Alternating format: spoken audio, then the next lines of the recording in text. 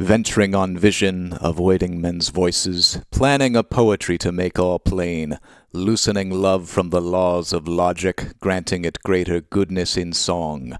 I find I am framing my thoughts in a fashion long lost and alien to today's language, yet somehow the sense of it, tense in each sentence, registers rhythm, riding roughshod over the versecraft of today's talkers, drumbeats of dancers, words in the wind, or am I mistaken? Mimicking manners of old forefathers whose fevers and furies are lost or in limbo.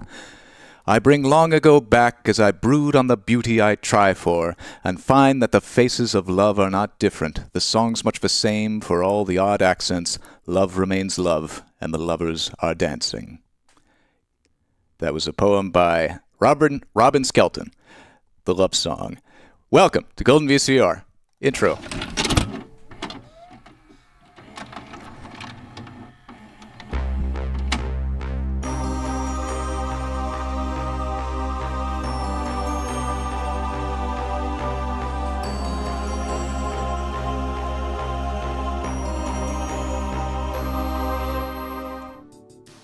Howdy, everyone. Good morning.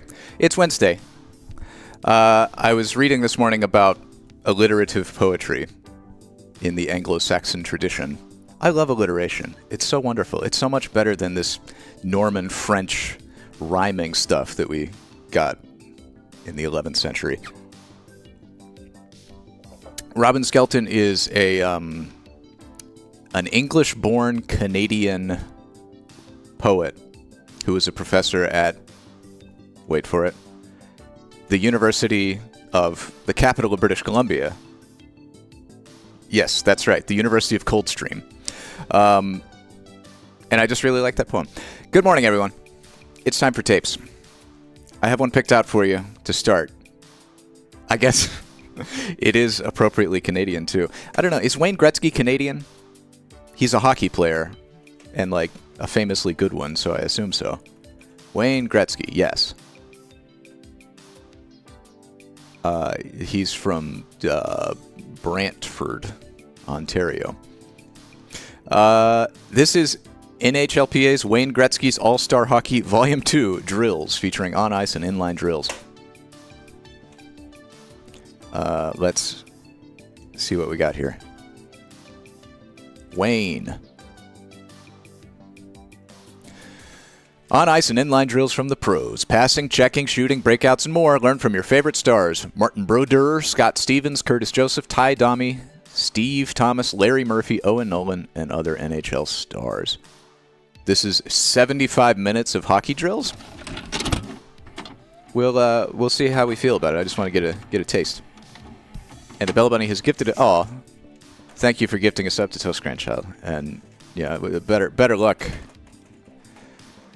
Toast Grandchild, I hope, on your future endeavors. That always stings. Let's turn this on. Ty Do Re Mi, I think.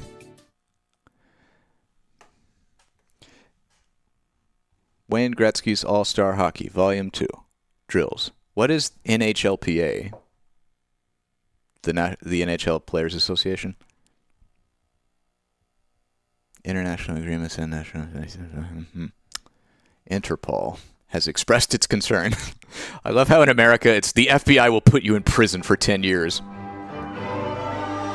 And non-American tapes are just like, Interpol has expressed concern about what you're doing.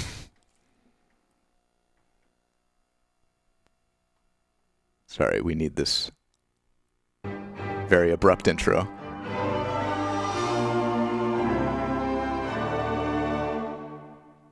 Astral. Oh, and there's another one.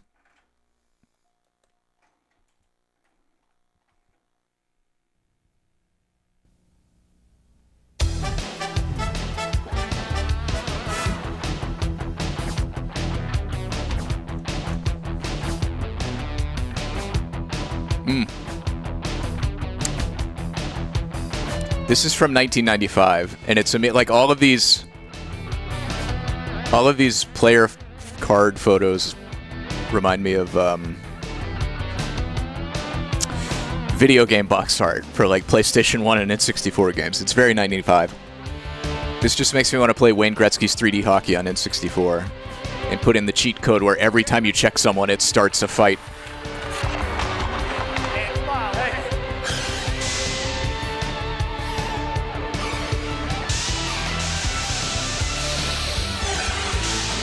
Oh, this is some good energy to wake up to.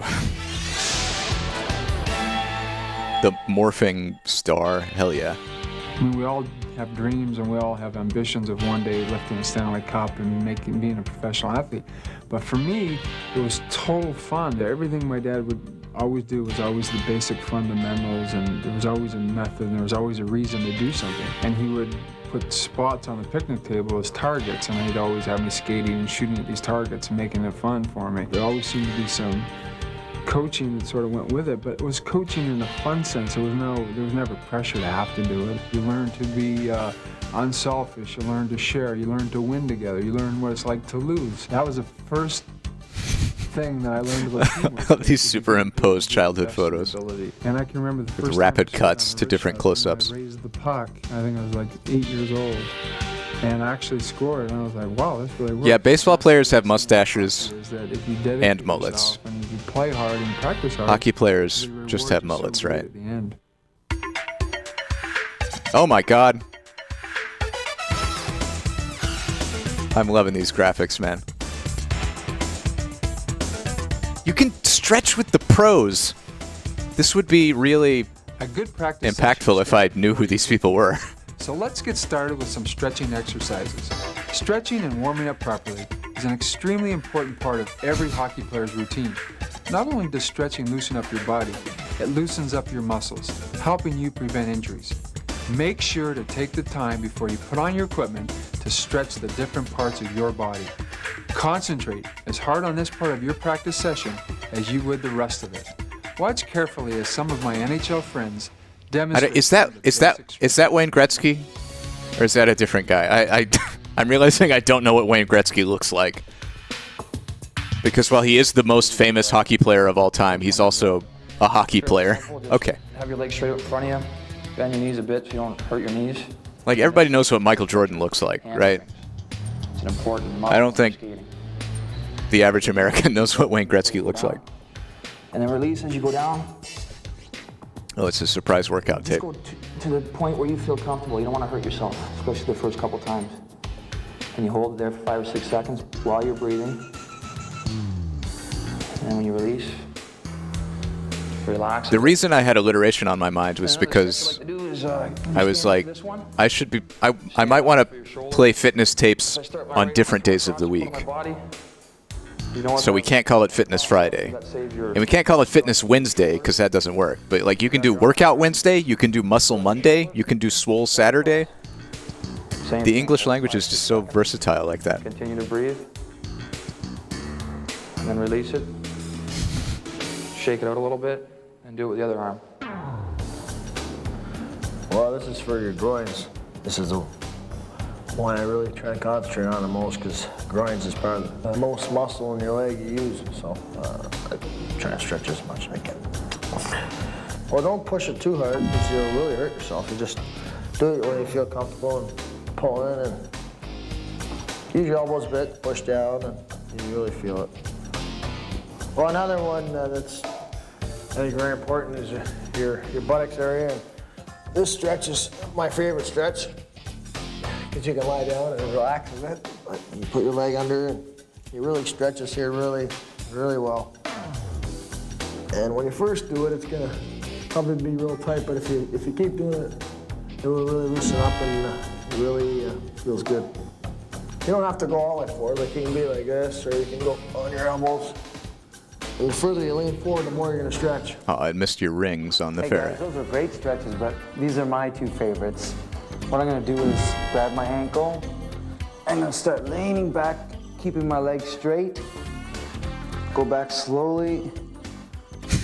And you're gonna feel stretch all the way up, all the way down to Sorry, I love topless hockey goalie. I'll change it to the other foot. He's just so buff that he Grab it and keep your can legs take a straight. puck directly to the pecs Go down slowly. and not break a sweat. Now bring your toes in. You can feel the stretch. Thank you. Okay, Just stretching with my hockey boys. Probably the oldest one in hockey. Just a couple of hockey bros doing our stretches. And I'm just gonna find a wall. And I'm gonna take my feet back, good position. And I'm gonna stretch my calf. As you can see right down here. Got my 2 feet flat against the floor. I'm gonna lean over. Keep leaning and stretch my calf. I'm sorry. I love the very 1995 sports tape cinematography of this. The other exercise you've seen right now with Todd. Where for one, there's just this very distracting music in the background. And they're like constantly doing like MTV smash cuts to where they're letterboxing it and going black and white and undercranking the footage. Remember to stretch for at least 8 to 10 minutes. Doing a Dutch angle and like changing it to weird shots constantly. Stretching can help When it's just supposed to be showing you how to do stretches.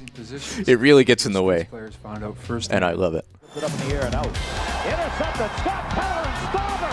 He scores! He turns into the crowd. That is a perfect body check.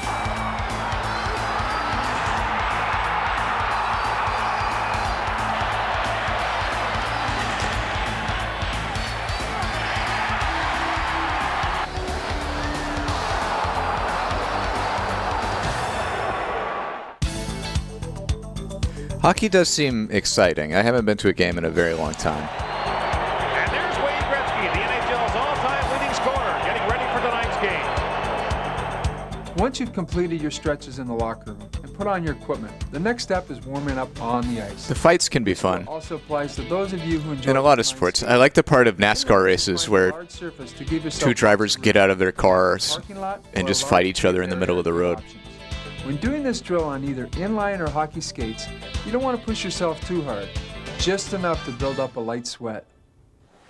Full strides, man, full strides. Stretch them out, come on, come on. Start this drill by skating slow laps around the ice. All right, man, long strides now, let's go. Use full strides when skating. You want to feel your leg muscles working from hip to ankle. We're going backwards down the side this time, backwards. To work the back thigh and calf muscles, turn around and skate backwards. When I was a kid, we had Okay, here we go. a minor league hockey team Rotate. in Birmingham. Some NHL players They were the take this Birmingham Bulls. opportunity to re-stretch their upper And we would go to the games with like Cub Scouts and stuff. Watch how the players And use all their the sticks to stretch out their all my friends' dads would like Those arms, man, work get those drunk arms. and do the chicken dance. There you go. That's mostly what I remember about those games. Change your arms, left arm. We always wanted to see fights, and they never happened. Okay, groin stretch, both legs. Bending your knee behind you, as well as lifting it up and out in front of you, are good groin stretches. Okay, open your groins up, leg up, out to the side. Make sure you keep these stretches slow and easy. All right, now, man, let's go. Right here, 3 hard laps. Yeah, I honestly, minor league sports, I Players skate prefer minor league sports like wholeheartedly over going to like big sporting events. After a few seconds, the coach signals for them to slow down. Like going to a minor league baseball game. Cross them over. Come on, Adam. We live downtown in Birmingham, and they moved the minor league baseball team down there, so we were like right by the stadium. We could walk to games, and it's like $10, and it's the same experience. It's really fun. It's way more chill. People are just having a good time, Stretch your legs just enough so you feel your muscles work. and it's like $10. We have the Carolina Hurricanes in Raleigh, but they're like, it's like $130 for a really bad seat, and like $200 for a decent one. NHL players take their on-ice warm-up very seriously. That's just a lot of money.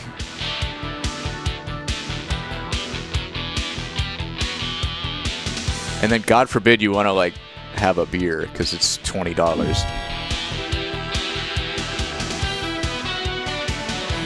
Oh no, poor Vancouver. Is that the CN Tower? Or does Vancouver have its own Space Needle-esque tower? Well, beating Montreal in 81 playoff. Yeah, it's the same.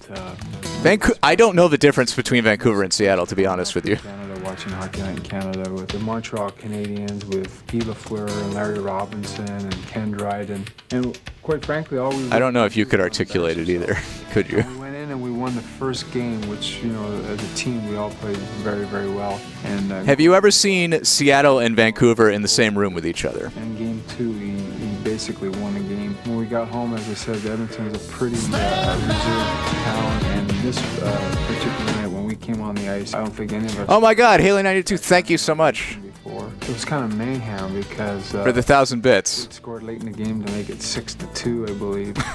And we swept the series. For Steam. Okay, so this is the fun thing. If you have a cheer that has, I think it's 300 for the stand back. If you cheer 300 bits or more and have stand back in your message, it will play the stand back alert. What was going to be expected from our team? I don't know that was necessarily intentional on your part, so I'm going to give you 300 extra fun points just to make sure. My fiance walked into a Dutch hardware store, and he heard stand back and thought it was in his head. It was actually Steam. Stand back haunts us everywhere we go. I think everyone dreams as a kid. We all. Thank you for the Steam request. I will add it to the playlist. He scores for me, it was Detroit Red Wings, but we all had this dream of one day, having that happen.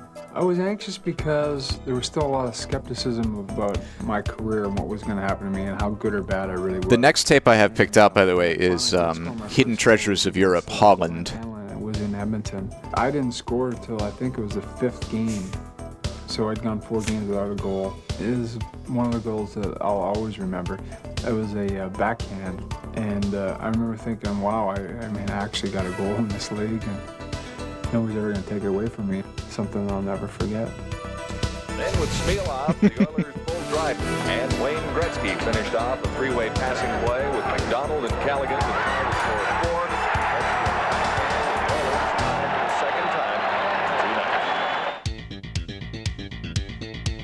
Oh, these graphics are so good.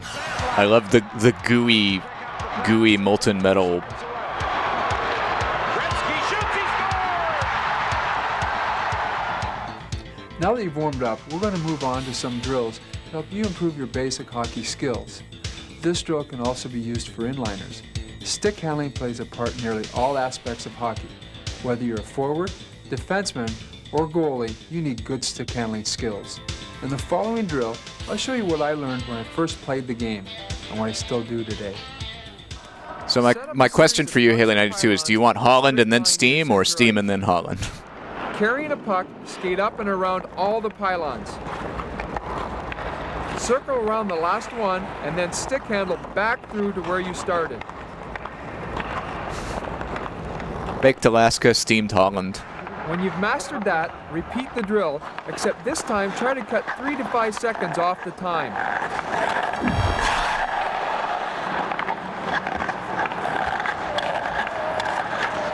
Oh. When practicing your stick handling, it's very important to keep your head up and eyes straight ahead. Don't want to digest that. Sometimes it can take a while before players are able to. Somebody else got to it first. So be patient. The more you practice, the easier it will get. Oh, look at his little skates. Hey, come on. Hey. Closer. To add variation to this drill, move the pylons closer together. Keep the puck in the middle of your blade and close to your body so that a pass or shot can be taken immediately. Continue to work on this every day at practice. Hockey seems like it requires a lot of coordination. To maintain a challenging level. See what years of practice by these NHL players can lead to in game situations. Why do they do it on ice? That makes it so much harder. I've only ever played street hockey with a ball. Here comes Jeff Friesen through the zone. Friesen across the line. But we did play it all the time on the blacktop in elementary school when I was like 9. They have Sean very well in this hockey game. Knocked in front of the net. Forsberg shoots. Scores! Forsberg with a quick wrist shot.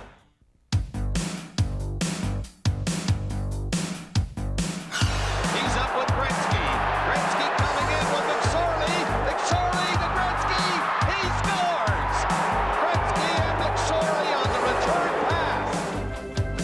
Passing the puck should be incorporated into almost every drill.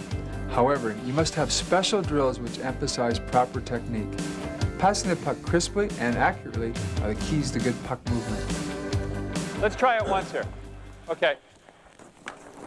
Good pass, straight across. Okay. Start out by placing 3 players near the boards by the red line. Have a defenseman stand at the far blue line. Place a second defenseman. I have started a poll.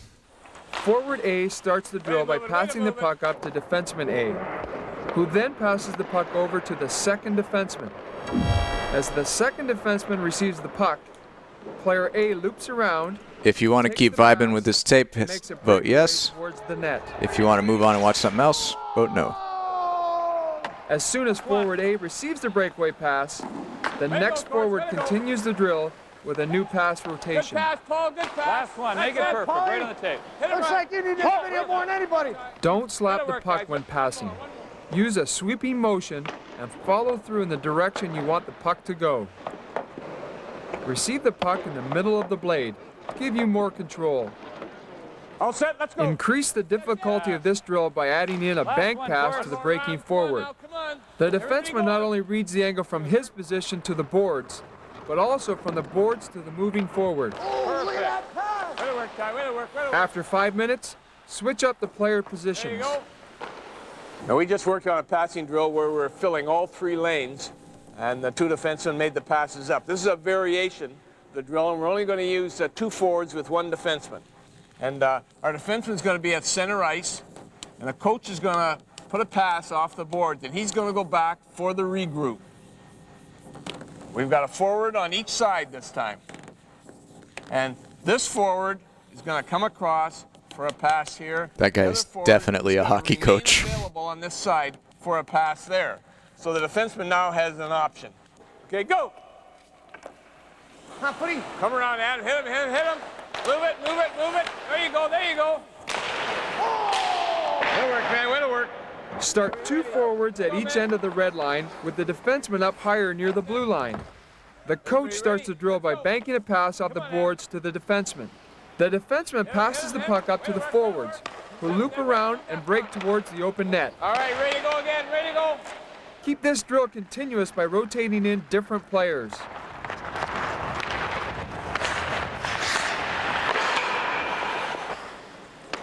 Or in this case, if your coach is up to it, Oh, it's Ceballos again. into the 2-on-1. Oh, yes. One more, Adam. Ready? Or Zeballos, for all I know.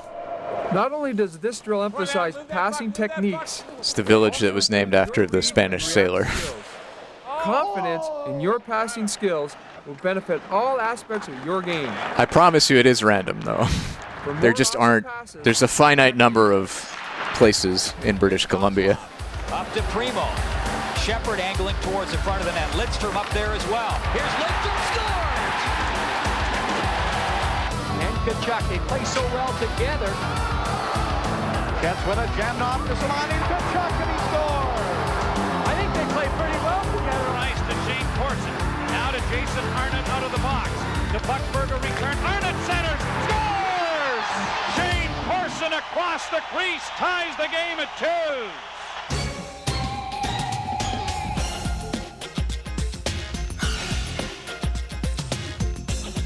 Sorry, I love it when she tangles her legs up. It looks like we will be players demonstrate a passing hitting the bricks on this. Let's watch a few players demonstrate a similar drill on inline skates. Oh, they're doing non-ice hockey. We'll start with stationary passes. Keep your body sideways to the target, body square to the puck. Transfer your weight from your back leg to your front leg while following through in a sweeping motion. The puck should be in the middle, slightly to the heel of your blade, and should roll ahead to your toe at the point of release. This looks like a specialized surface, Concentrate on one phase of the pass at so a they can time, play it with a puck. progressing as you improve. With no blue line in the game of roller hockey, it's important for players to be able to make Roller long hockey, passes.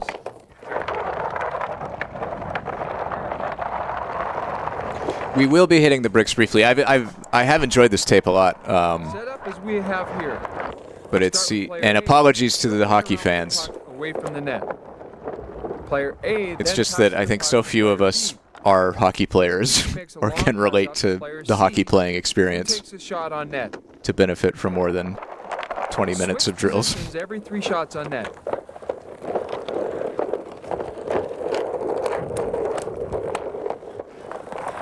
To increase the difficulty of this drill, add in forecheckers. Place them in between the forwards. Player B must be aware of both the forecheckers in order to successfully receive and give the pass. It's important for player C to get as open as possible and always have his stick in the proper pass. Really talk about his feelings. Okay. That's going to be it for Wayne Gretzky's All-Star Hockey Volume 2 drills. This was sent in by Green Day. Thank you to Green Day. Got some Canada love here with good old Wayne. Our next tape after Steam is going to be one of our 2 Holland tapes. Way back in Broadcast 31, we watched Travelogue Collection, The Charm of Holland. Coming up next, we have Hidden Treasures of Europe, Holland, the Delfland route, and South Limburg. Even if you miss Steam, chances are you're going to hear it again soon enough. Speaking of which, this is from Haley 92. And Haley 92's fiance to celebrate, let's see.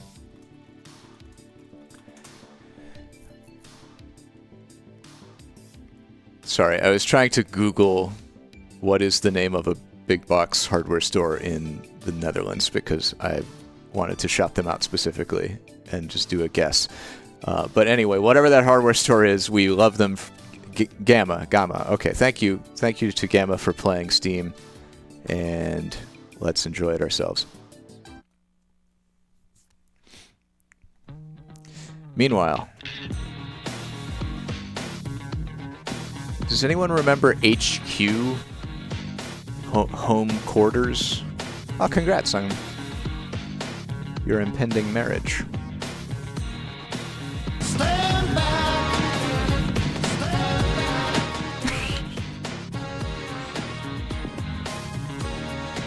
Stand back. Stand back. What are those dogs doing sniffing at my feet? They run to something. Pick it up. This weed. Yeah, it's kind of like throwing spaghetti at the wall with all the stand back alerts. Give me steam. And how you feel can make it real. Real as anything you've seen. Get along with the dreamer's dream. You know your culture from your trash. You know your plastic from your cash. When on the side of the track, you know We really do watch the music video for Steam by Peter Gabriel a lot, don't we? What is your favorite thing about Steam? What draws you to Steam? Is it this shot in particular?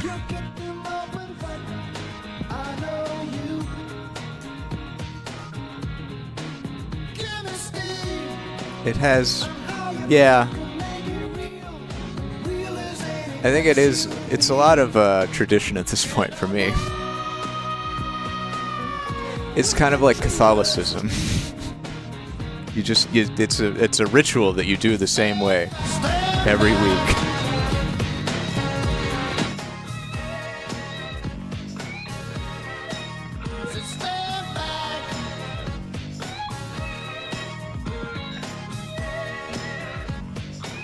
The sliding sauna is pretty good.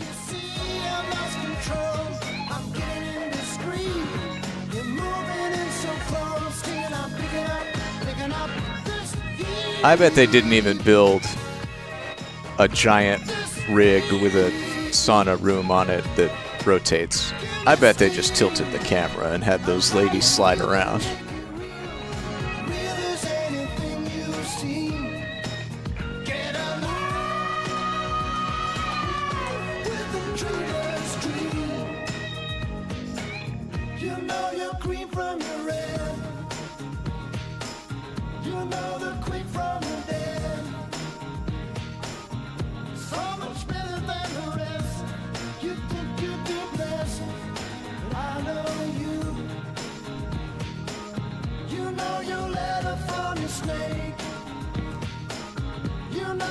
Cherbril. Yeah, there we go. I love the single frame animation of him going as the chair while he's chasing the woman down. This is a weird video. Good morning, Haley.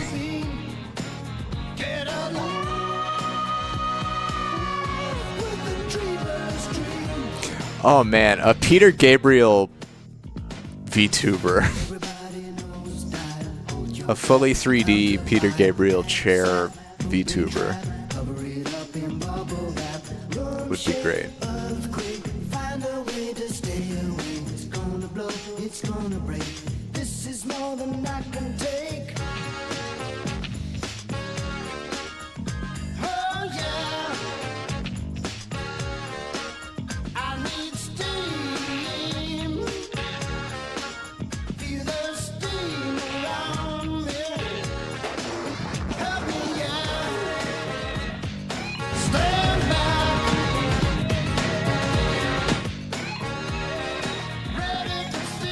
A VTuber, a fully 3D modeled VTuber of just Peter Gabriel's Speedo crotch would also be good.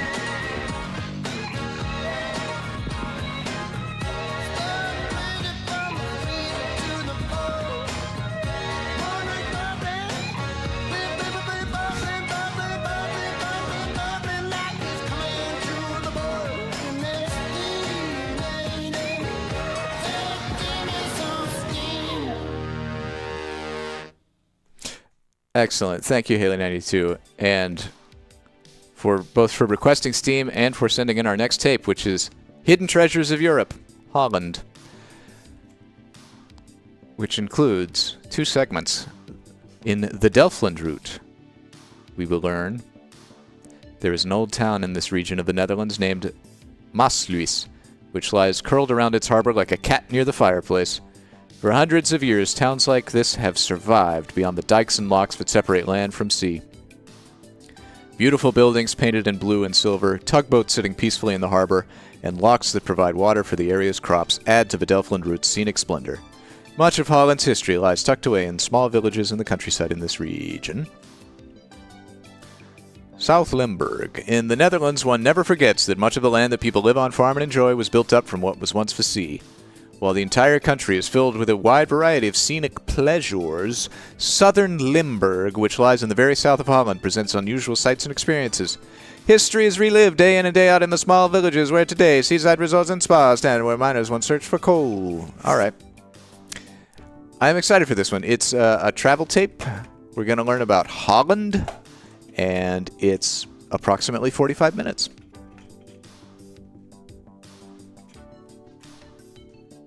Oh, that's right. I took Gretzky out already. Here we go.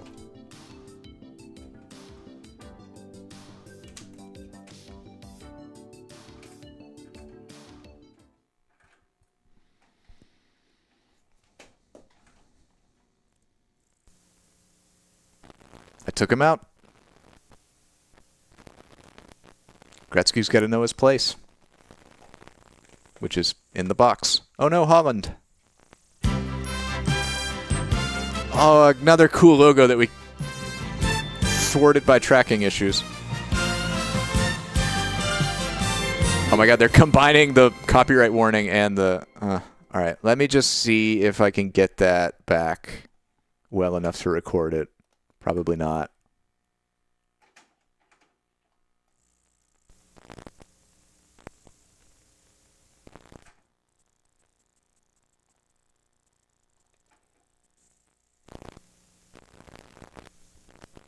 on, tracking. Do your thing.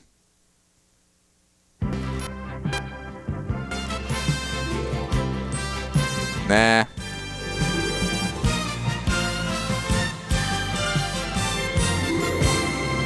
Yeah, I saw that. I saw that link you posted, Brad. That's sometimes the best way to enjoy an area, a country, or even an entire it's neat that there are people way more into it than I am. Eyes and ears and taste buds and thoughts wander where not everyone has dared to go. Eyes, ears, taste buds, and thoughts. Small villages and colorful towns where interesting and friendly people are eager to introduce you to their part of the world and all that it was, is, and will someday be. This guy sounds like Hank Azaria.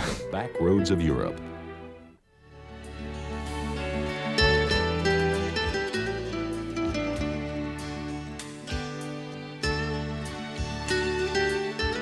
We are in the Netherlands, and today we travel what is known as the Delfland route.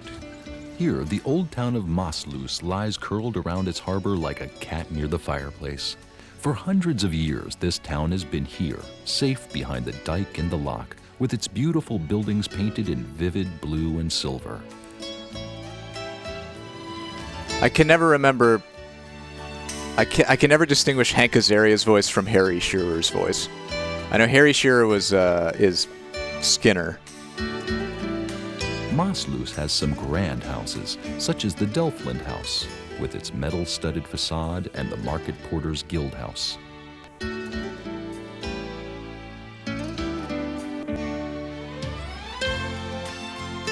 I really want the tracking to hold it together on this tape. The town has an impressive harbor. The arms on the lock wall have recently been restored to full splendor.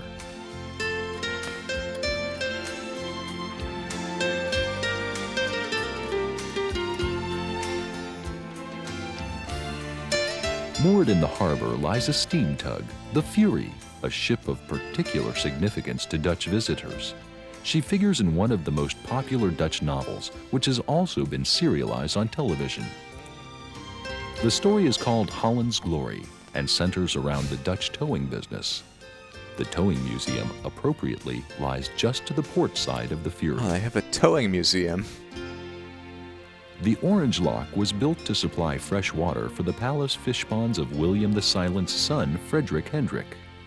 Today, the Westland nursery gardeners who grow vegetables for consumers throughout Western Europe still thank him for the water.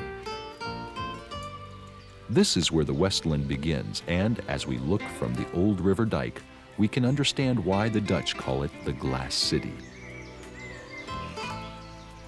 People here are very happy with what nature has provided for them. Beautiful woods from nearby trees, including one oak tree that is more than 300 years old, have provided a helpful natural resource for the people of this area. Oh no. To some of the people of other European countries, the Dutch are often thought of as looking but not buying. If that is true, then there is no place more Dutch than the Hook of Holland. The regular visitors sit there on the new waterway bank, watching the ships pass by, but not really yearning to leave this spot that they love so much. A special spot for local residents, and often visitors also, is the promenade pier of the Hook of Holland. This is an ideal place for catching a fish or two.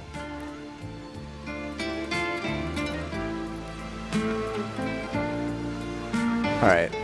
I increased the tracking, whatever that means, can be very crowded. by four Nowhere along the entire coast button are the presses. dunes wider or fairer. We'll see if that makes it better or worse. You kind of just have to We're in the try town both of directions.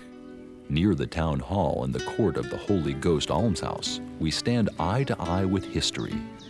Beautiful homes built in the past and maintained precisely today stand side by side with public buildings that, although useful in today's way of life, reflect back many years on the historical past of this part of the Netherlands. Yeah, thank God they weren't facing the camera, because this is Twitch.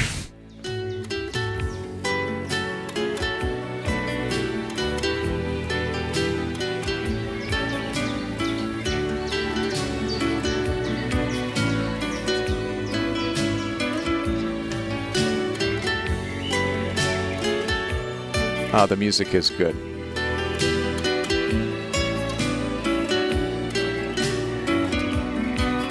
Prince Prince Frederick Hendrik owned this house near Naldwick, for which he needed the fresh water for his son's fish ponds. The visitors' quarters of this home are crowned with a replica of the little prince's dog. I'm just gonna throw it out there sincerely. If by chance something TOS violating ever comes up on stream by accident, please do not clip it.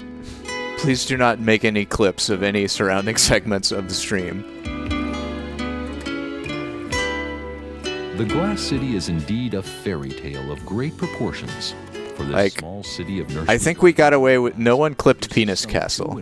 So thank you very much for not doing that. Flowers, fruits, and vegetables. More than 80% of those products are exported out of. I know that I run the risk of letting people in on the secret that they can hurt me by doing this. 350 million roses. Oh, that's a great scarecrow. It's just a face drawn on an upside-down KFC bucket. 120 million bunches of radishes, 170 million cucumbers, and 400 million carnations annually. This very competitive business requires a lot of hard work and fierce competitive spirit, and is definitely Holland's glory.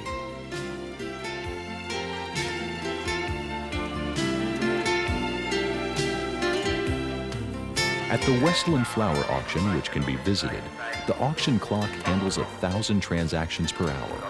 The device in front of the dealers are small speakers through which they hear the auctioneer. A miracle of efficiency and diligence is the great accuracy at which flowers sold in this market reach their destinations in places like Dusseldorf, Hong Kong, Rome, Paris, Vancouver, and The Hague. Yeah, I remember watching that too. And I vaguely remember that the oh, that's great. Colonel Corny. I vaguely remember that in that video, Tom Scott talking about how it was like a vestige of the past that was soon to be phased out. But it's such a cool,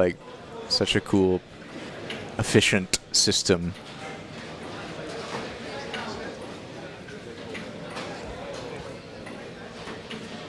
Using very old school tech.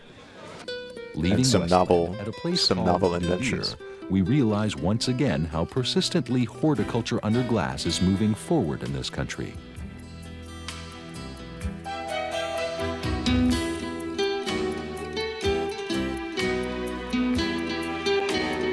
South of the border in Holland.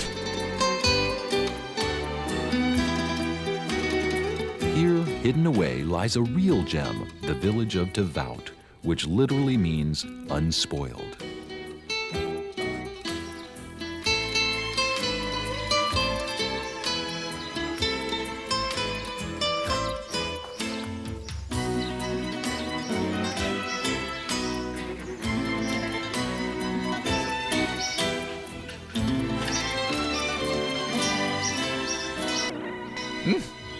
Oh no, tape.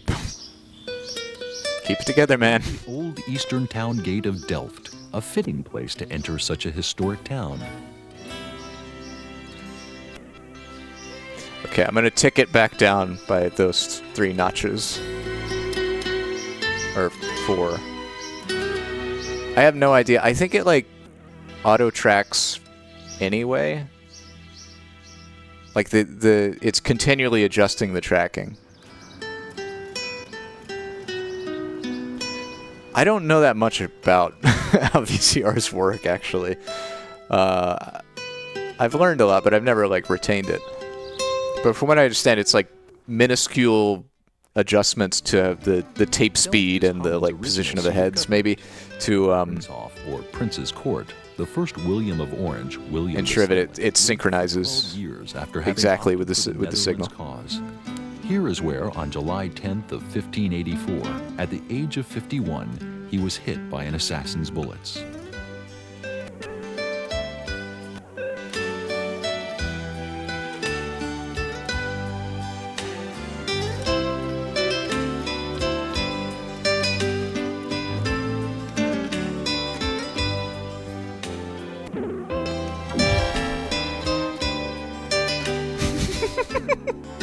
What a beautiful scene.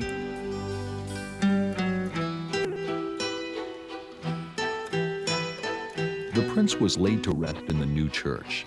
His little dog that followed him in death lies at his feet.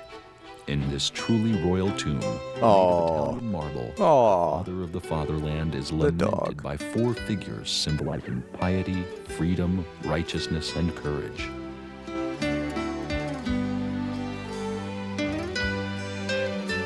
Up until now, over a period spanning That is 4 a rich centuries, 40 dead man. members of the Dutch royal family have been entombed in the Delft burial vault. There is one grave in this town where a man was buried as a king without ever having been one. He was a watchmaker called Naundorf, who was buried here as King Louis XVII of France.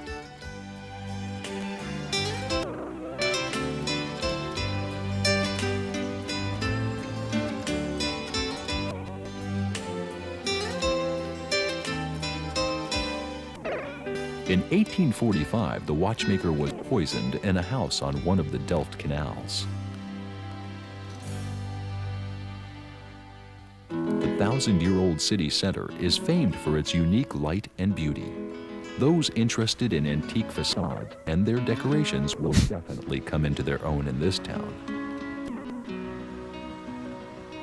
Yeah, like the tape can be... In 1477, Delft was the place where the first Bible in Dutch was printed.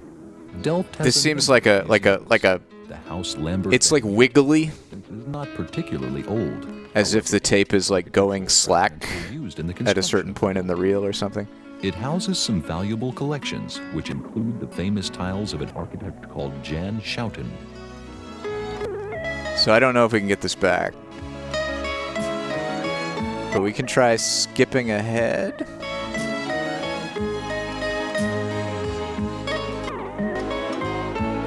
Let's just fast forward a bit. Yeah, it's always a bummer when like a tape that's good and chill is has some damage. Let's go with 20 minutes. We'll see what the tracking does. Or what the tape does really at this point.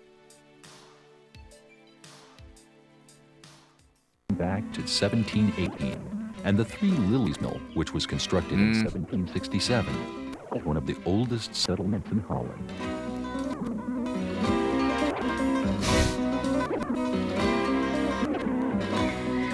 This is an interesting vibe.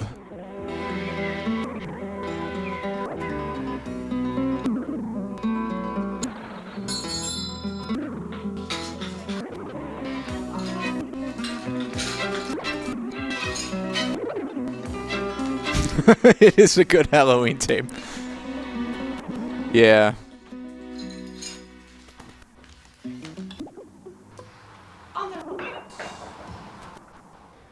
The windmill Aeolus welcomes us to Vlaardingen.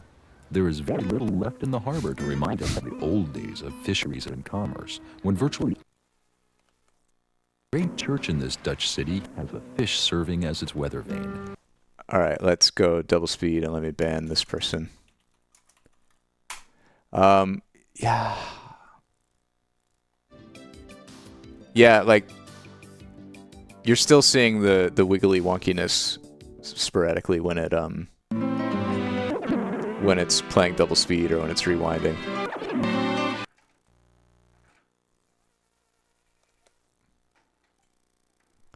Yeah, I think of the town with its harbor, which is just as it was in 1870.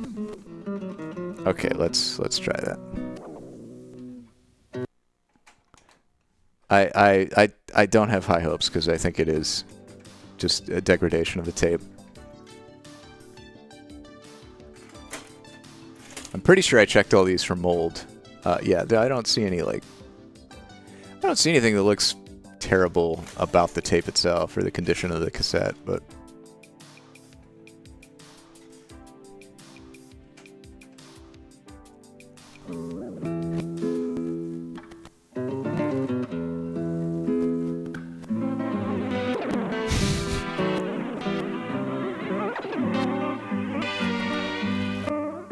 To scale as well, somehow the price to be made from selling fish was earned by hard work. What was once caught in the nets can be seen large as life in the city aquarium.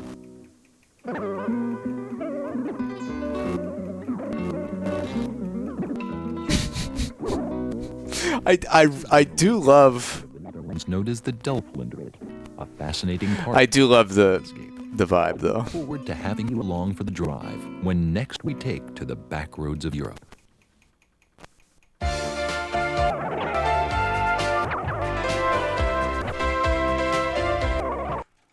All right, I'm going to record this song because it's so cursed. Part of the Dutch landscape. Look forward to having you along for the drive when next we take to the back roads of Europe.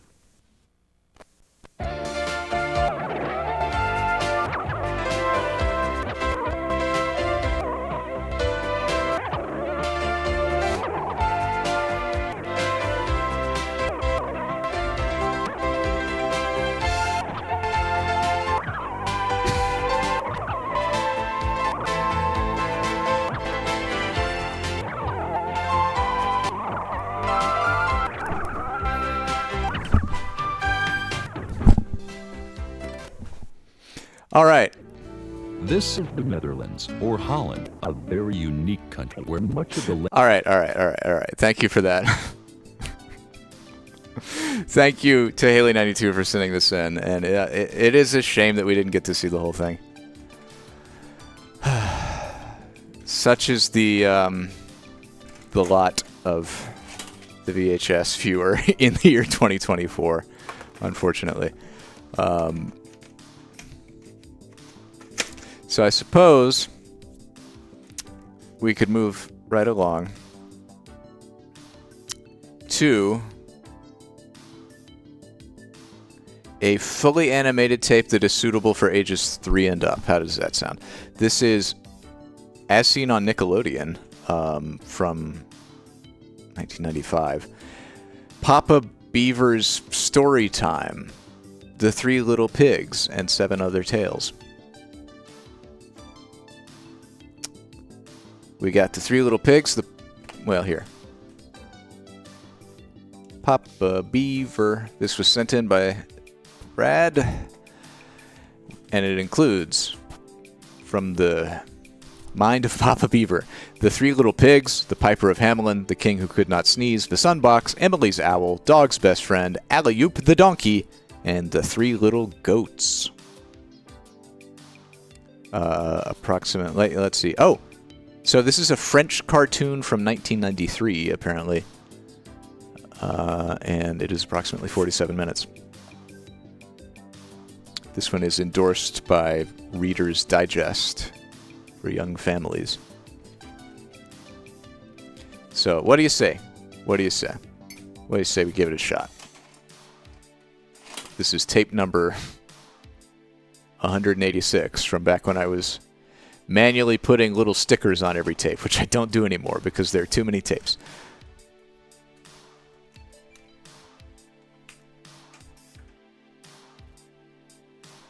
Say hello to Papa Beaver.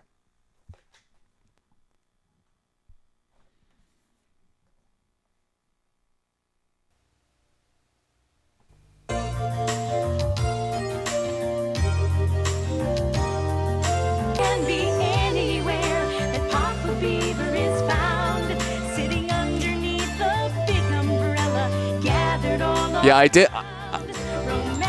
At first, I thought this song is generic and annoying, so I'm not going to record it.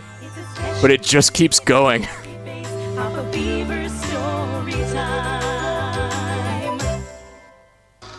I know another story where the wolf comes knocking at the door. Come on. Oh.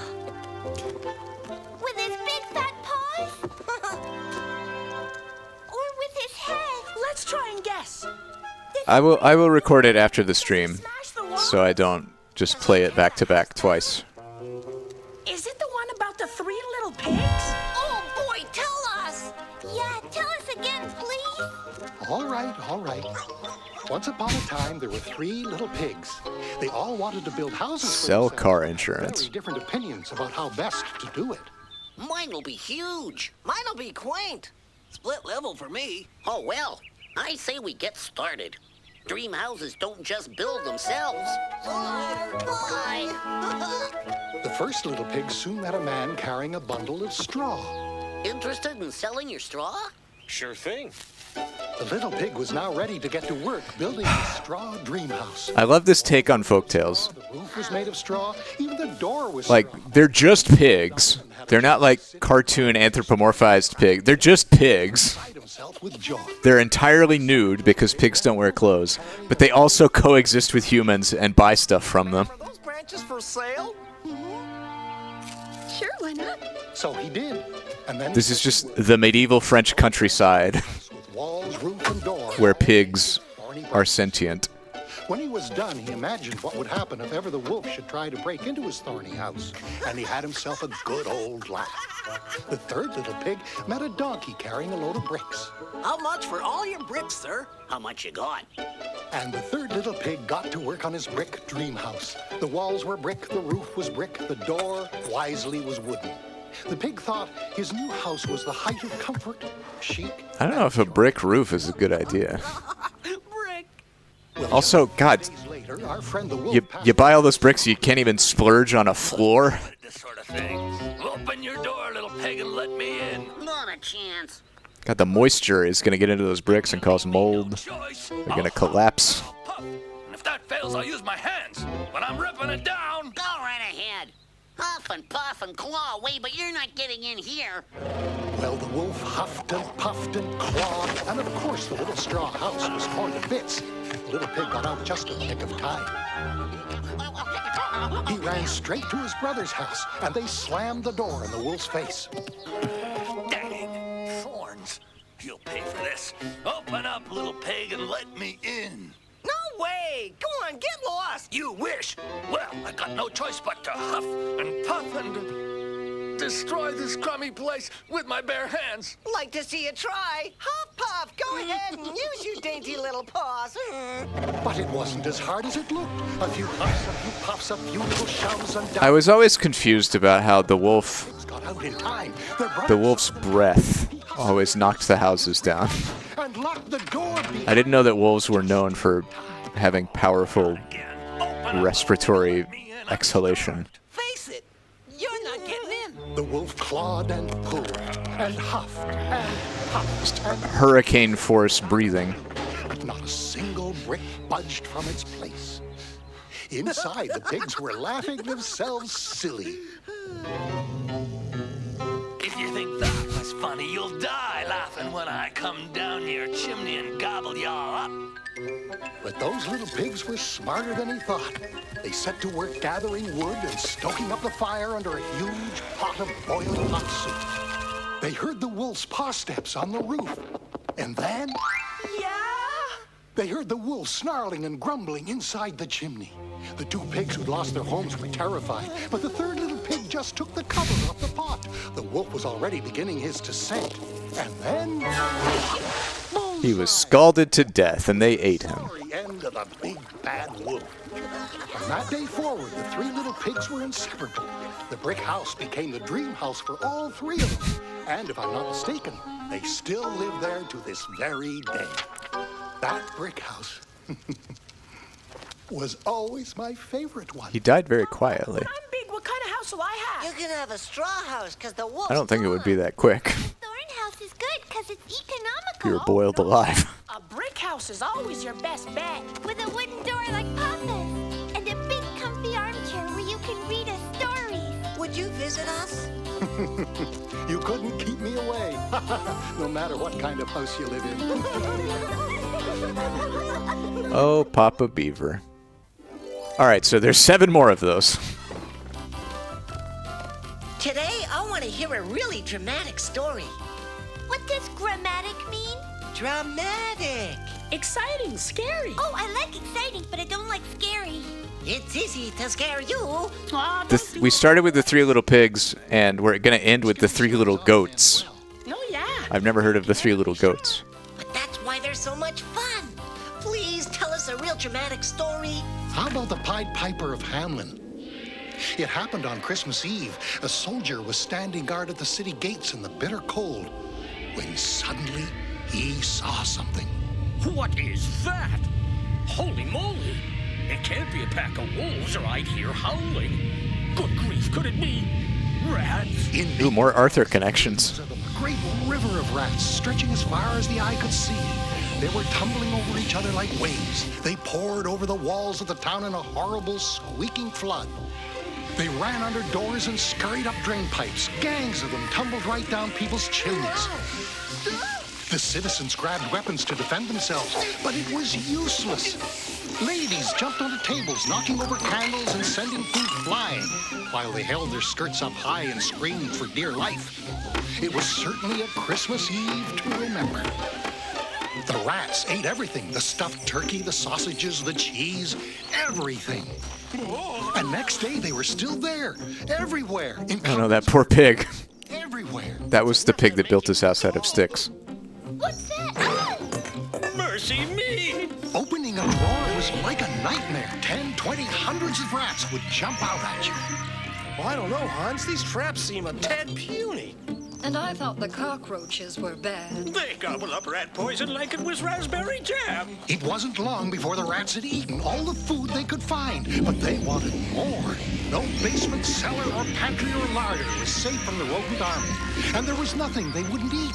Flour, ham, sugar, spices, grain. Now winter food stock has all been eaten. And when every ounce of food was gone, they started to eat other things. Leather! They love leather! Leather for breakfast, feathers for lunch. Never had such a disaster befallen the town of Hamlin. Oyez, oyez! Our good burgermeister offers a generous reward of 50 florins to whoever rids our town of rats. Go thusly. Oh my god, these On the morning of the third day of the those characters had very King of the Hill faces. He was tall and very thin, with dark Yeah, this guy is just Boomhauer with black hair. blue outfit. Who are you? I'm told there's a reward of 50 florins for him who rids the town of rats. What's it to you? 50 florins in gold.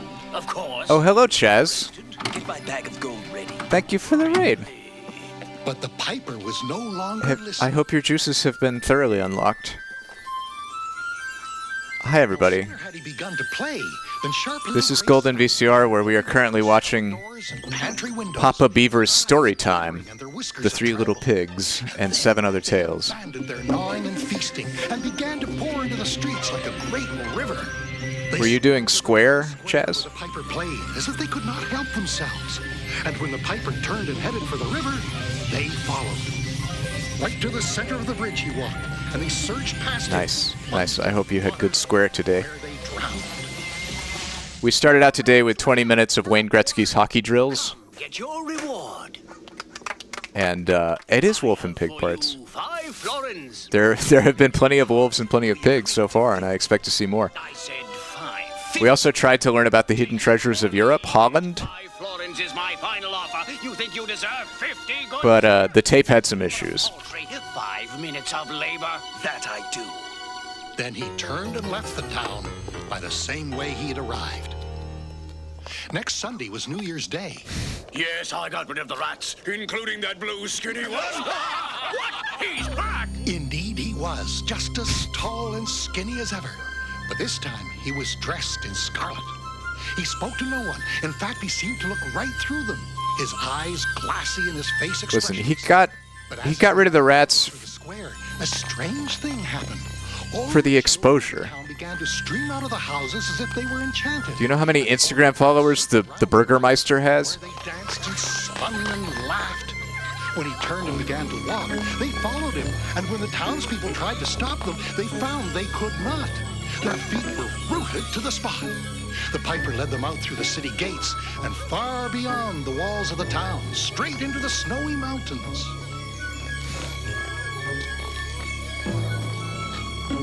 And they never, ever came back. The end. Beaver, what happened to them? Where are they? No one ever saw them again? Did they live happily in the place that he took them to?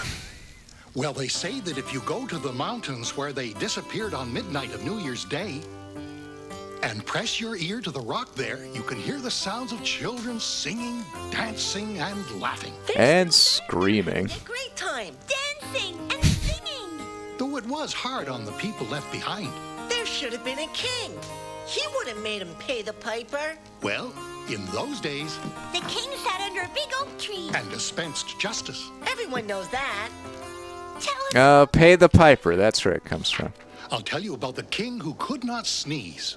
There are 8 Hadn't always had this Papa problem. Beaver stories on this tape, and it's 47 minutes. So they only run approximately 6 minutes each.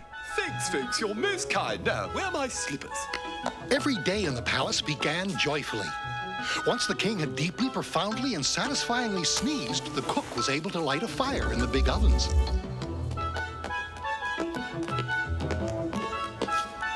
The servants went about their business in the great halls, the ladies in waiting gathered flowers, and peace and happiness reigned over the entire kingdom when the king began each day with a great sneeze. But one morning, the king woke up and attempted to sneeze as usual, but no matter how hard he tried, he just could not get that sneeze to come out. What is going on? Well, this will never do. The king was very upset, and the court was worried too as they waited for him to appear. They hadn't heard him sneeze yet, and that was very odd. It's coming. Hold on, I almost... His valets dressed him, and at least... It is awful to have a sneeze and not be able to get it out. It's no use, it just won't come. The court was in commotion. Well, almost. The royal guard tried to inspire the king with a trumpet salute. Nothing. Let's try a nice ice bath.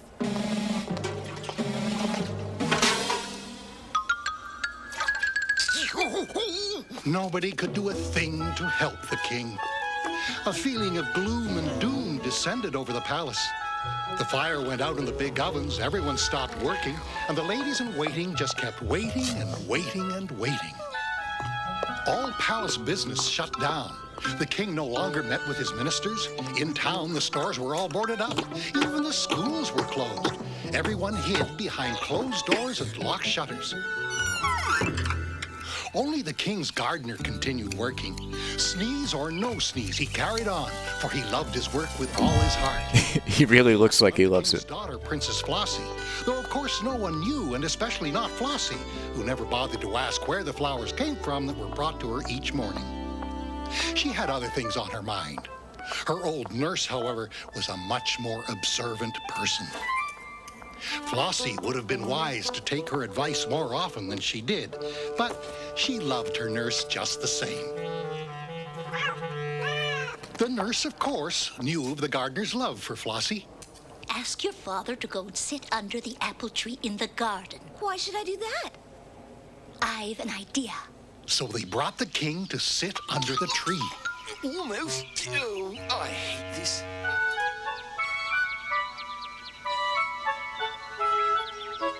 It was such a beautiful day, and the plump, juicy red apples glowed in the warm sunshine.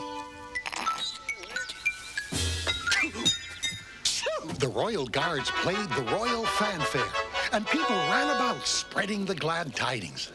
The king has sneezed! Long live the king! The townsfolk threw open their So this is a French animated series from 1993, originally titled Les Histoires du Père Castor.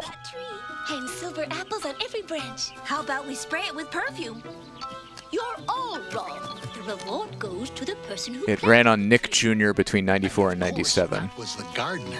and they produced 156 of these short episodes. The princess's hand. Oh, yeah, like our Flossie marry some two-bit gardener. But Flossie looked him over, and gosh, he was cute. Okay. So preparations for the wedding were begun immediately. Immediately won over the town. The townsfolk who speak in unison. How about we sit under the apple tree? To watch the apples grow? I'm afraid that's not too exciting. It is if you sneeze. And an apple comes down and bunks ya. Oh, yeah. Then a cute gardener can save you. All right. Sounds good to me. This tape is suitable for ages 3 and up, by the way. So if you are over the age of 3, you should love this. Papa Beaver, you're up early. But don't you know that it's the early bird that catches the worm and the strawberries? May I have some? Sure. But first, go wake the boys because it's breakfast time. right. You guys, get up. They're strawberries. Come and eat. It's too bright out. Why don't you sit down then? I mean, they do seem to fear the sunlight. Because I've got a great story to tell you. Really? Wow, great. It's called the Sun Box. Once there was a girl named Lisa who tried to catch the sun in a box. Yes, that's right. She filled that box right up with the sun. Then she snapped it shut. It was going to be so much fun to let the sun out in a room at night and watch it sparkle on the ceiling and on the walls. But her brother Frankie happened to be standing nearby, and he was watching her do this. Lisa, what are you up to? I can't tell you that. It's for your birthday present. 1,000 golden VCR fun points to Crucelium. Congrats on winning bingo. It's a 4-leaf clover, right? Nope. A ladybug? Nope. Okay, a butterfly. Nope. Some pansies? How about some poppies? There's a link to our Discord if anyone Wrong. has missed it. We haven't posted in a while. A blackberry. Nope, not even warm. How about a big golden beetle? No way. A big old caterpillar that I can put in a jar so I can... And for those of you who are new, you can go to goldenvcr.com Mistaken. to see all of the tapes that we have Does it eat? watched and that we have yet to watch, which is it's several hundred in each category. If you log in on that website with your Twitch account, you just connect your Twitch account, then you can mark things as favorites If you get it on your arms and legs, they'll turn brown. so that we know what the community wants to see. If you put it on unripe cherries, they turn red and delicious. And if you look at it through a dewdrop, you'll see all the colors of the rainbow. Oh boy, powerful stuff. I give up, it's too hard. Let me see my present. No. I'll give it to you tonight when the light's off. Lisa held that box tightly shut all day. She didn't even put it down to feed the cat, or to water her little garden, or when she decided to build a house in the sand. Frankie even had to wash her face for her, and her sandy little knees. He also had to button up her nightie in the back. She wasn't going to open that box until it was time. This is a lot of unnecessary detail. Yes, he even fed her her supper. Then he tucked her in, kissed her goodnight, and Lisa turned out the light. Frankie, come here. It's alive. It's jiggling around. But that's impossible. It's sunshine. Did I hear you say sunshine? You can see it. Wow, Lisa, gimme. And so Frankie opened the box. Wow, it's a glowworm. What's that? A bug. You see? She has a light under her tummy. She must have crawled into your box this morning before you closed it tight. Gosh, Lisa, this present is great. I'm gonna put it on the flowers by the window. You'll see, she'll lay all her eggs here. And by the time her children have children, our garden will look just like a twinkling starry sky every night.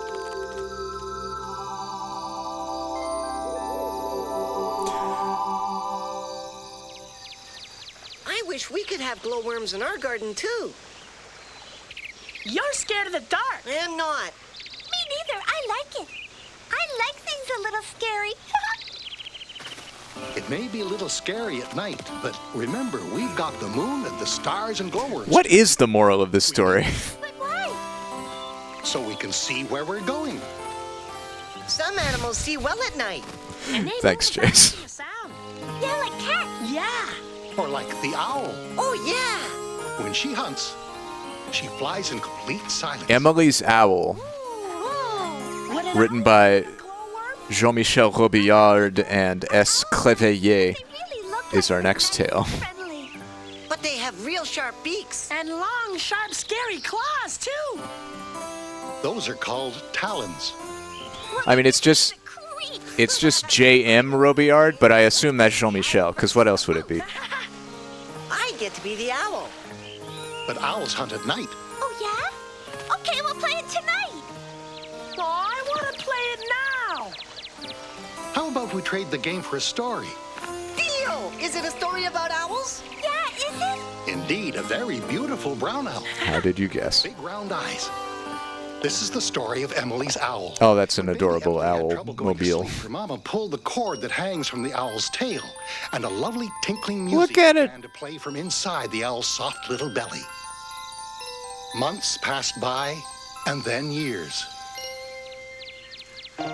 Emily is much bigger now, but before closing her eyes at night, she still pulls that little cord and falls asleep with the gentle music close to her ear. I love this little owl. Emily's little owl was happy to be of service. She had a nice life and was content. But sometimes at night she would look out the window at the dark blue sky dotted with stars. I'd love to fly by the light of the moon. Just once. I want to try.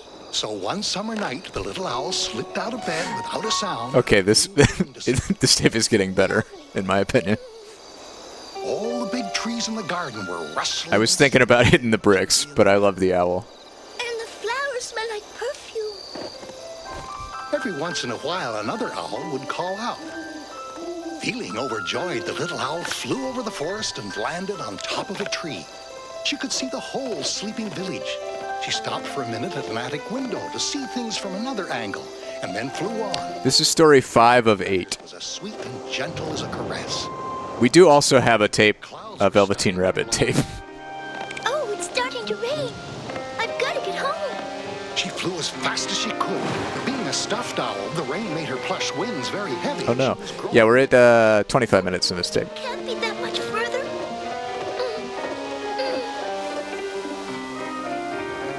Suddenly she saw Emily's garden, Emily's house, and Emily's window. I can do it. I know I can. Oh! But tossed about by the storm, her wings aching with fatigue, she plunged like a stone to the ground.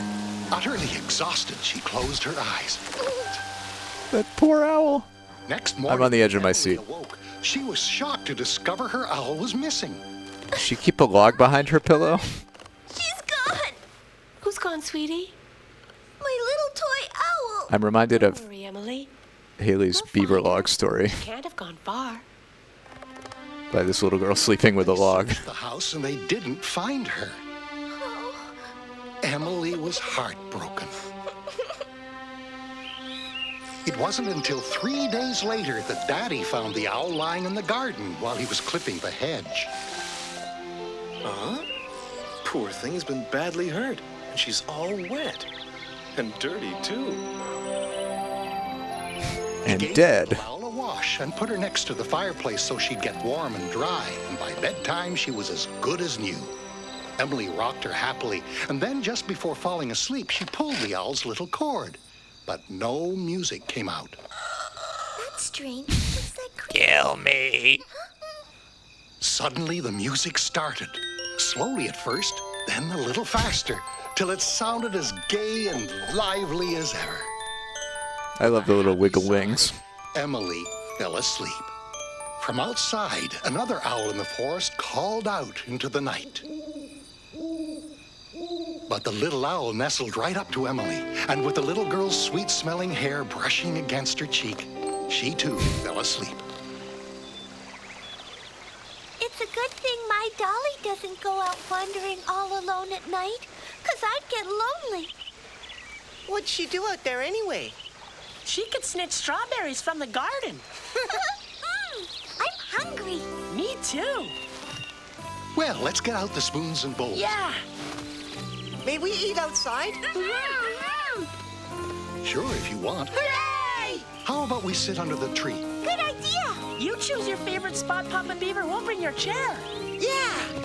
Me first. Me first. No, I want to go. I will. Okay, we'll both get it.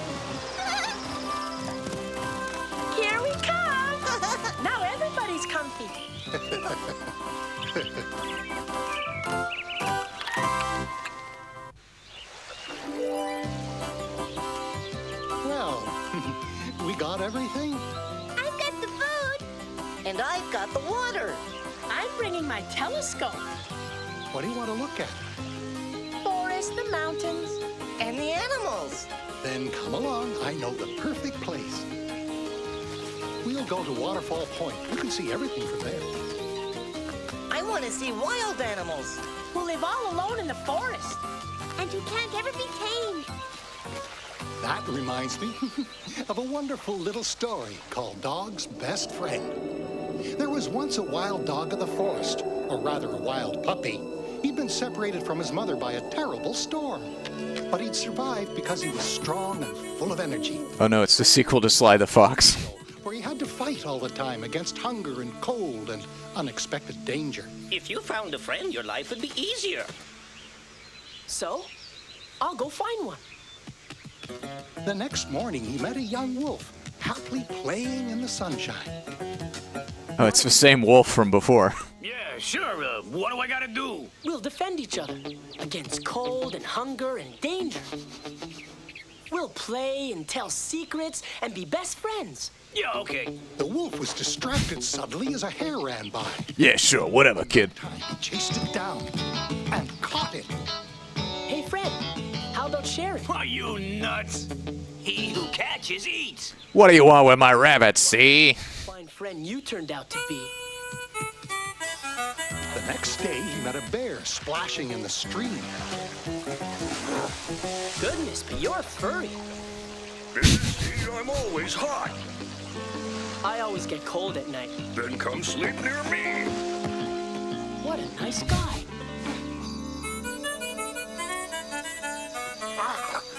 You are furry.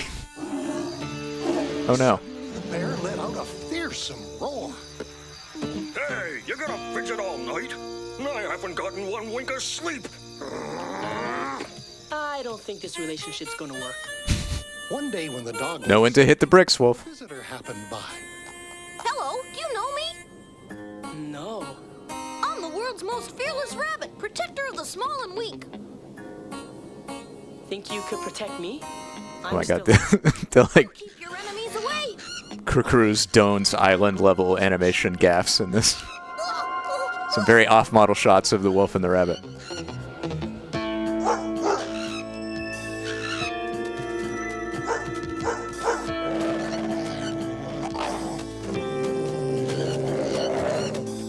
Is Dog's best friend going to be himself? Fearless, sure. He's poor friend material.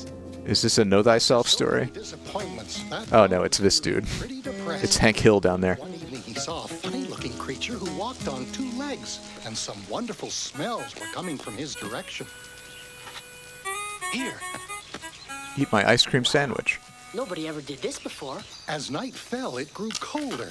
The man stirred up his fire a bit and got ready to go to sleep. Come on. The dog kept checking during the night to make sure that he was really safe. But by morning, he'd fallen asleep next to this strange new creature. Maybe he's the friend I've been looking for. You're brown, with rough wild fur, just like a coconut. Come on, Coco. Here, Coco. Here, boy. Whoa. But a bit later, the puppy suddenly became upset. What's the matter with you, Coco? A big snake slithered out from under the rocks. But with two swings of a stick, the man scared away that snake. You defend your friends. That's wonderful. I love her floppy little jowls resting on the pillow. Had a satisfying supper. They sat together and watched the moonlight shimmer on the water. Hey, fella. There are lots of animals in the forest. One of them will surely be your friend. That's okay. I like this one. With that, he rested his head on his new friend's knee. The forest soon fell silent while the big golden moon rose over the river, making the waves dance. Can we stay here till it's night? I should really just get a dedicated dog cam. We were going to the waterfall. The moral of the story, yeah, is dogs are great. And explore faraway lands. Humans love dogs and dogs love humans. I'll just do what Coco did. I'll find This is our penultimate story, Alley-oop the donkey. Here we are. This is where we'll eat. I say we should sit right here. We'll put our umbrella near the water. Wow, look! Let's sit where all the flowers are. There are more flowers over there. What's wrong with sitting here by the water? You better make up your minds before the sun goes down, kids. Well, I'm gonna sit here. And me under this shady tree. And I'm gonna face the waterfall. And you're leaving me alone? Oh, you're right. We forgot. Let's sit here. Yeah, in a circle. I'll tell you the story of a little gray donkey who hated vacations. Golly, why not? Gee, what's not to Donkeys famously hate going on vacation. Well, listen. Okay. The donkey's name is Alley-oop. Now, when Alley-oop's owners went on vacation, they took along the cat in his basket, the dog in his collar, the bird in his cage, and piles of suitcases. I know, they forgot to take Alley-oop. Right, so while everybody had fun, Alley-oop was left all alone in his little field.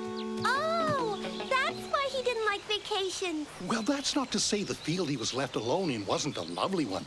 In fact, it was an orchard full of apple trees and soft green grass and dotted with clover and daisies. Alley-oop had room to run and cozy places to sleep, but of course he couldn't get out.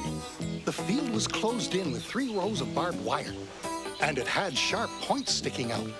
But it wasn't a horrible place to spend a vacation at all, until that fateful day that Alley-oop happened to spot a scrumptious thistle growing in his neighbor's field. Oh, yummy! Like all donkeys, Alley-oop just loved thistles, and so he stood there for the longest time staring at this one, so near and yet so far. Hey, fella. What do you think you're looking at? Never seen a bird before? It's the thistle. It's making my mouth water. The little bird began to peck so furiously at the thistle that pieces of it went flying like little parachutes carried by the wind right up Alley-oop's nose.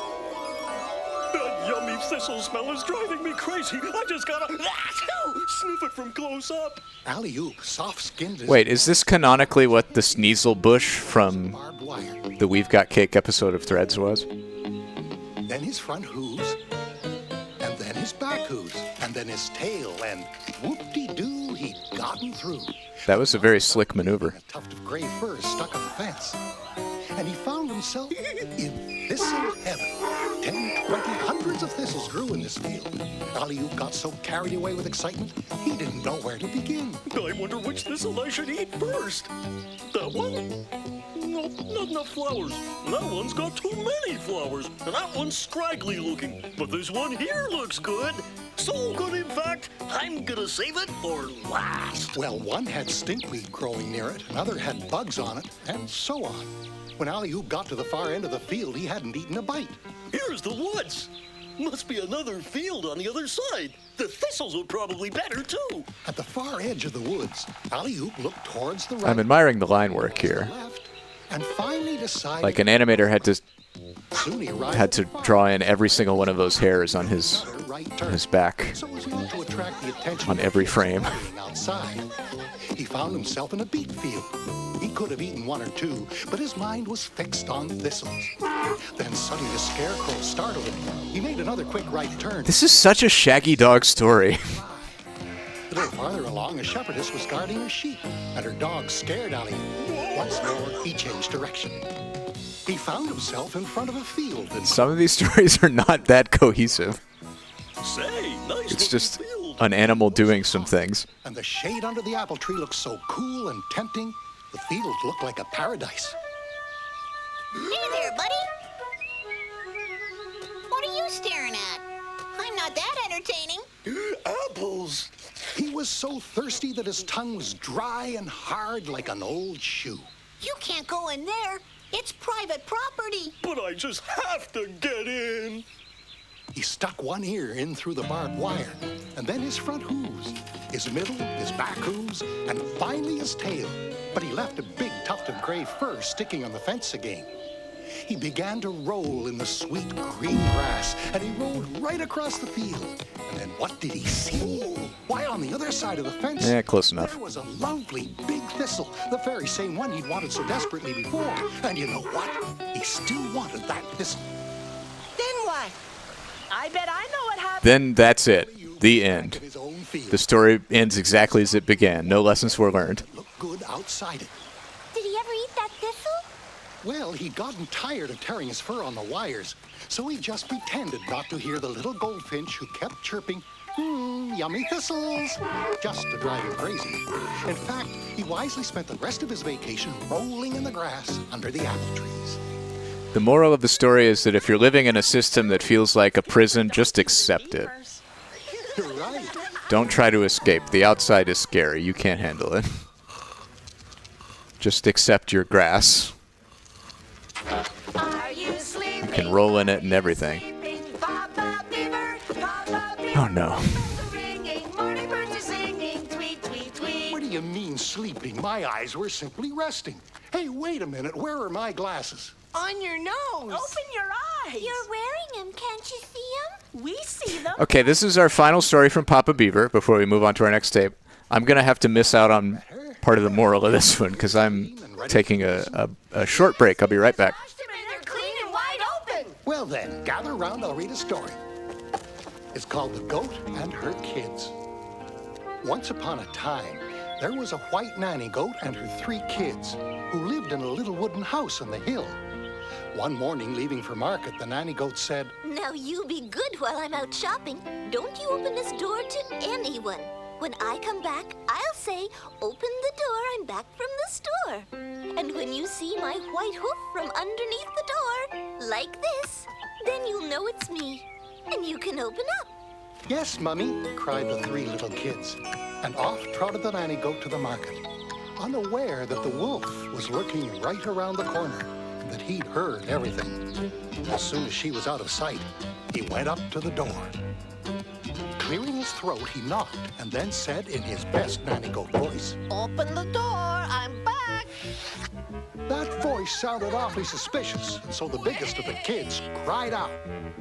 Show us your white hoof, then. The wolf looked down at his gray paw, growled in frustration, and galloped off. Those kids were smart. A little further down the road, he met his pal, the fox. You look steamed. Look at these gray paws. The kids won't open the door for me because they're not white. No big deal.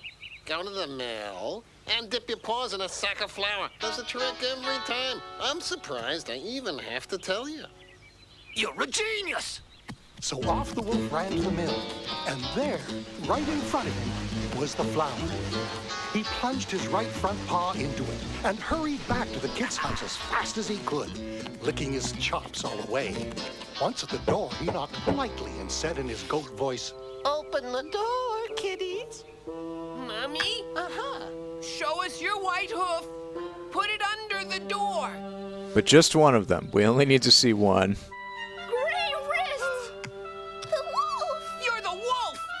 You don't fool us. Now the wolf was cross. So you won't open up, is that it? No more Mr. Nice Guy, I'm bashing down the door. So he threw himself against the door. Boom, boom. The whole house was shaking. The dishes in the cupboards, the pans on the wall, and the 3 little kids themselves. Oh, Mommy, come. Why do goats live in a house again? Luckily for them, Mummy was indeed just coming home at that very moment. Come on, I'm not kidding. I want this door open. Who did the goats build it? Charging against her front door. They don't have opposable thumbs.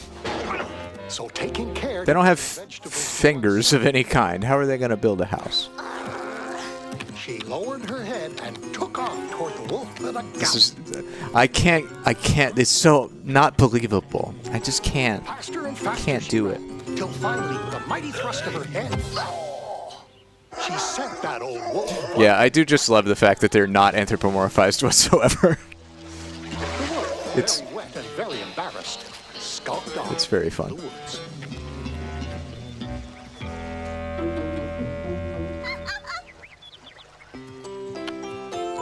the door, I'm back from the store. And she slipped her white hoof under the door for proof. The kids joyfully flung open the door for her.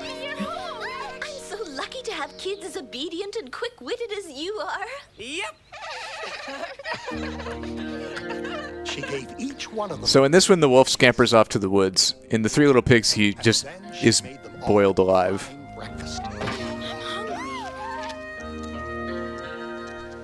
I love happy endings. But that wolf, could he have busted down the door? If the mummy hadn't come home. No chance. I'm sure the door was too strong for him. As strong as our front door? Which was built by me. Wow! Let's go see if it's really strong. He did a great job. Yeah. We have to admire the craftsmanship of the door. Nowhere. What do you mean, nowhere? Well, you see, I cut it myself. You saw the branch? Oh, 'cause he's a beaver. Sure. And then I put the whole door together. Then you put the lock on it. With screws. Papa Beaver, can you make anything? All beavers should know how to build a house. That's true.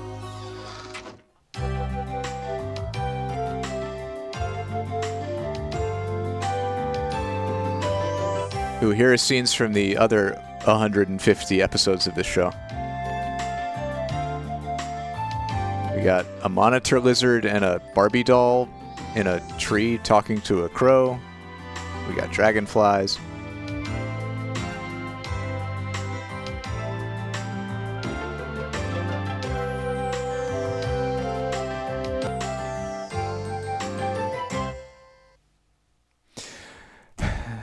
But we are done with it.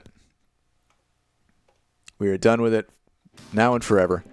That is the entirety of Papa Beaver Storytime, The Three Little Pigs, sent in by Sentai Brad. Thank you, Brad. And that's going to be it for that. What are we watching next? Well, I have two suggestions that I picked out. Today I'm in like shelf clearing mode. So we have a longer educational segment that I thought looked interesting, which is a public television special called Winds of Change, A Matter of Choice, about young American Indians living on the reservation and the like lifestyle choices they face, from 1990. We also have, from Bob Kirschner Productions, 80 minutes with 5 exciting hunts, The Smell of Success. It's deer hunting.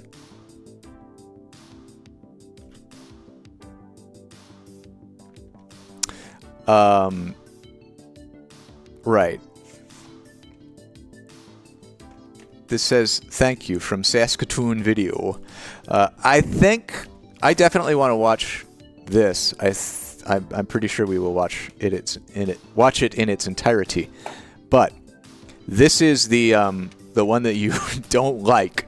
So that's the one we're going to watch first, because we can hit the bricks on it as soon as we feel like it and get it off the shelf permanently. It's been on there for too long. It's tape number 127, sent in by the Bella Bunny. You can't say no. I mean, you can, but you did add this to the shelf. In The Smell of Success, you will see 5 exciting hunts with 5 bucks taken on camera. I guess taken means killed in a deer hunting context. Many BK tips on using scent correctly, how to make things happen in the woods and be odor-free. That's so ominous. How to make things happen in the woods and be odor-free. Whatever. Let's just see what this is about. If you don't want to see deer being killed, you may see at least one of those, but we will hit the bricks at some point. I can assure you, I'm not here for 78 minutes of Bob Kirschner's Smell of Success. Oh my God, it's all about smell. They attract anger and arouse whitetails using scents. They unravel the secrets of luring in exceptional antlered bucks.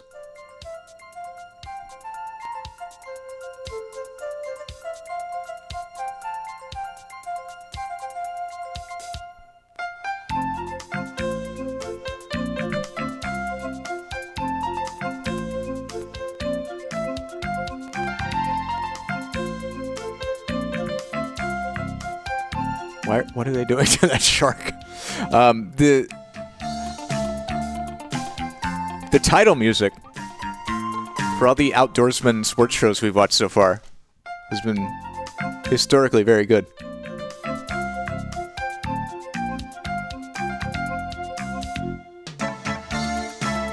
Is that deer sniffing a bottle of deer scent?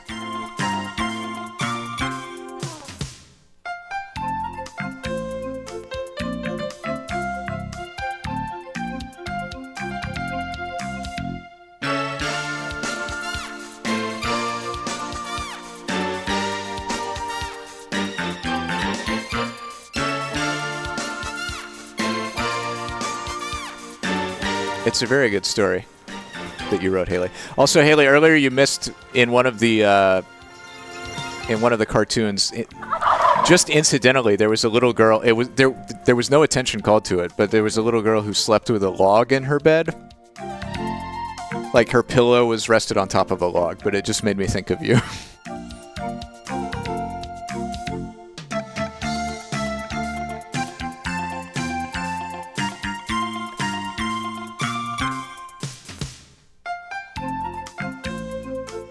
Even if you don't like deer hunting, you gotta admit, it's worth it. It's been worth it for this song alone.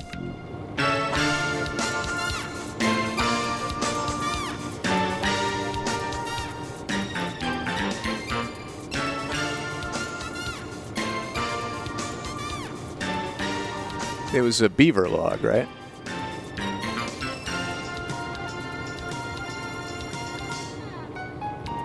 Surely that was part of the appeal.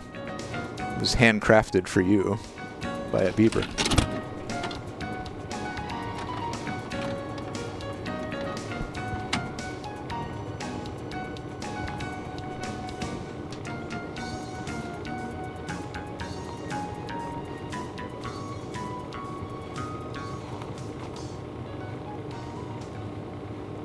How do you make a better buck lure?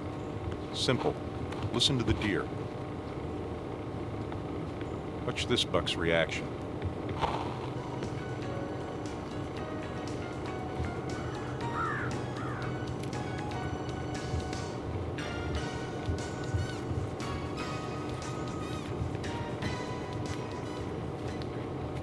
During hundreds of tests, Kirschner has fine-tuned to perfection different deer lures with specific ingredients, sexual attractants, or food scents for different age deer to be used during different times of the season.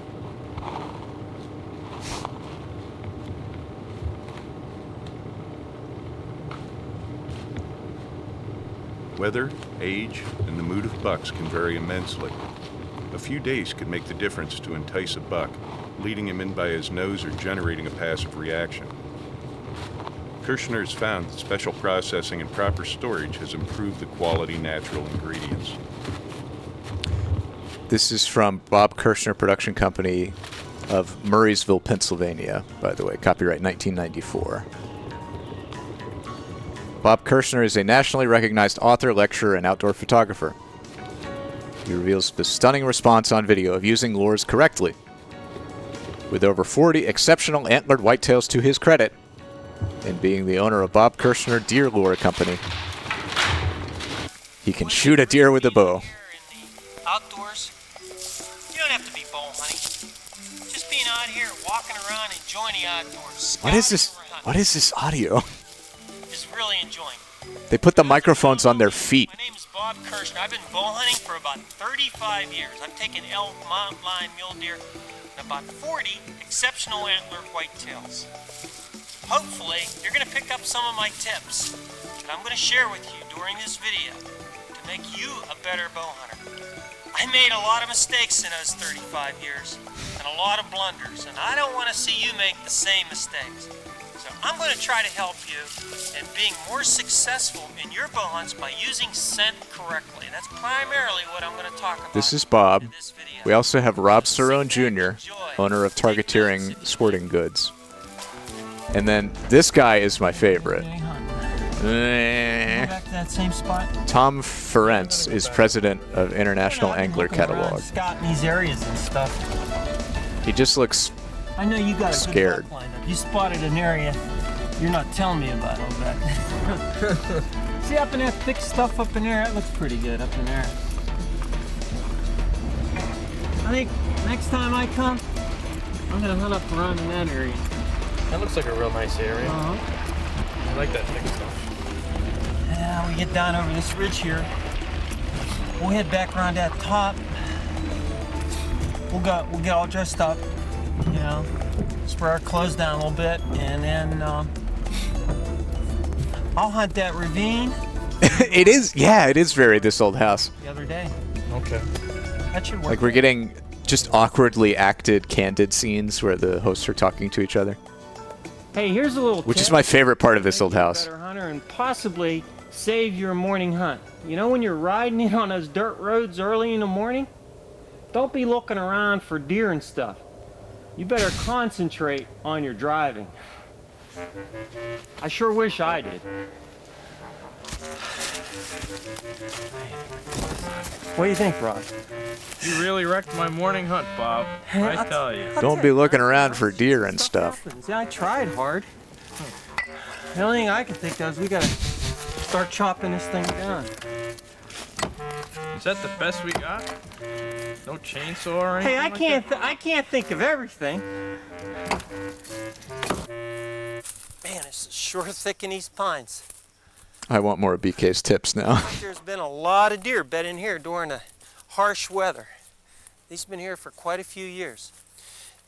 You know, bow hunters have written me and have asked me questions like, what type of lure do you use during what time of the year?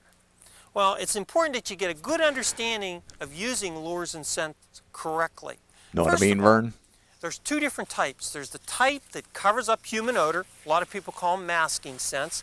And then there's the lures that actually attract the animals to you. The masking scents help eliminate human odor. And one of the ones that I would use if I was to hunt near this pine grove would be a pine Speed scent. stick. Okay, this is this particular one here. This is a sweet pine smell. And the way I would use this, I would put it on the side. So this is just a cologne unboxing video. Location. Helps mask human odor. This is BK 415. Another little trick that helps eliminate odor is right before you get into the woods, spray your clothing down. This is a earth clothing spray. It has an earthy fragrance, and there's ingredients in here that help eliminate human odor. When you build up bacteria on your perspiration, this helps eliminate the odor. Okay, now we got ourselves pretty much odor-free. Take that shower before you go out bow hunting as well. Now what do we want to do? We want to make a natural trail to our tree stand location. This is BK100. It's a trail making scent. I call it Trail Maker. The way I make this is I get thousands of deer feet. I cut them open. Oh. And I take out a gland that's located in between each Thousands of deer feet. digital gland. This is like making a natural deer trail to your location. How do you use it? Put foot pads on. Saturate your foot pads with the scent. I just carry a sack of thousands of deer feet with me, and I drop them behind me as I go along. Put a drop on a leaf. You know, when a buck picks up on that smell, he's actually going to eat the leaf. This is natural pheromones, and the way it works is it's getting the buck to come in the rut. It's not the rut yet, but he's starting to get interested in does, and that's going to give you the little edge. Make your trail about 80 yards long. Think about like an upside down question mark, like a fish hook. Come on the upwind side of your stand. Make this trail. And then when you get close to your stand, I'm talking before the rut now, that's when you want to use. I mean, that's basically it, Brad, yeah. This one here will attract does as well as bucks. How do you use it? You want to put it on cotton balls or buck pads and put it in the spot where you want to take your shot. Some guys use film canisters. Just fill it up, saturate it, and when a deer comes in, he'll actually stick his nose in that particular spot. This is called BK800. It's good before the rut, and it's a good attractant.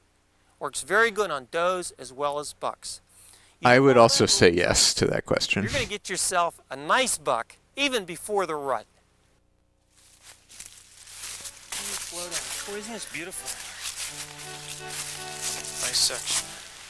I don't think there's been many people back in this country. don't think so either. It's like virgin honey. There's a lot of good sign in here. It's cloudy. I don't think it's going to rain. Everything's going to be good. Not too much wind, nice and still. You're going back to your same spot? Yeah, I like it over there. Okay, I'll go down to that ravine. Same place, a lot of good signs. Hey, here's a little tip. It's going to keep you warm while you're out there bow hunting. Bet you never thought of this. Oh, it's BK's tips again. Before you go out bow hunting and putting on this camouflage makeup, petroleum, Vaseline, petroleum jelly. Just pull all that on your hands and face. It's going to keep you warm when you're out there hunting. And also, it's going to help you get the makeup off later.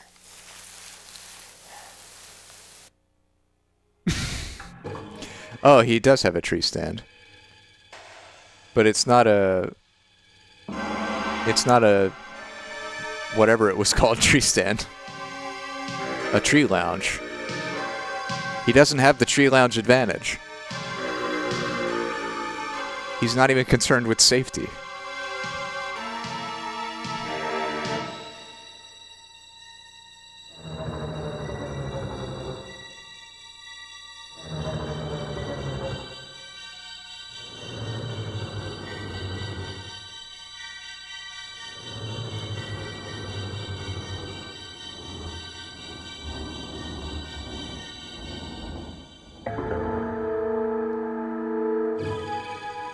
Yeah, this tape is surprising me. I still don't want to watch the whole thing, but...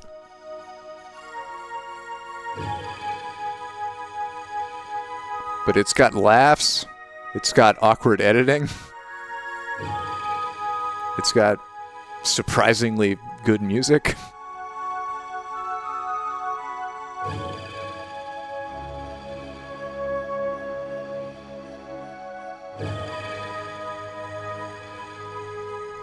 I mean, Bob Kirschner is from rural Pennsylvania. It was just, I guess, originally owned by a video rental store in Saskatoon. Oh my God! Sorry, I need to see that again.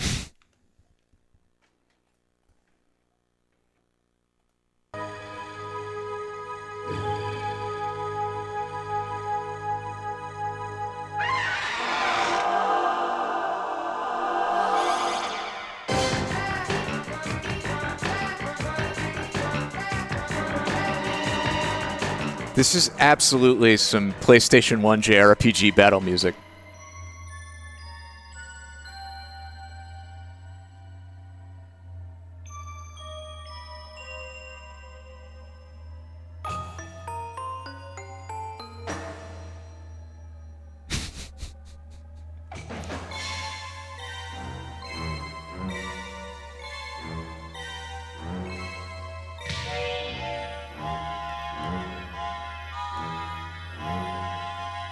I can't believe how, like, it's just not the music I was expecting. It's like more artfully inspired than I would have thought.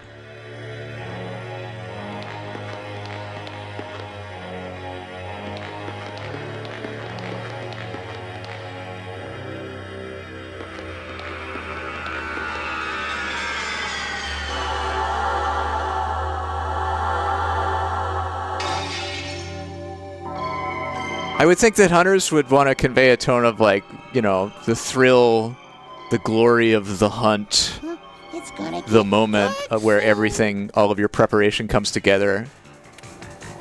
But instead it's like, yeah, the deer is in for it, and he doesn't even know.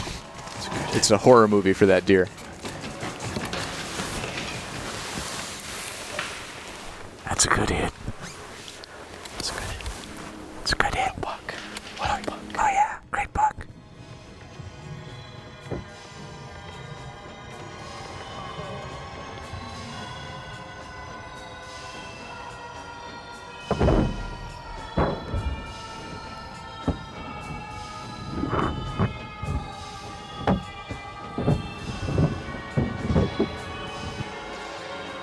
Yeah, this is like a Metroid Prime boss music theme. It is very weird. It's got very different energy from Margaret, like dancing up in the air and cheering every time she killed a deer. And like running over excitedly and like picking it up by the neck.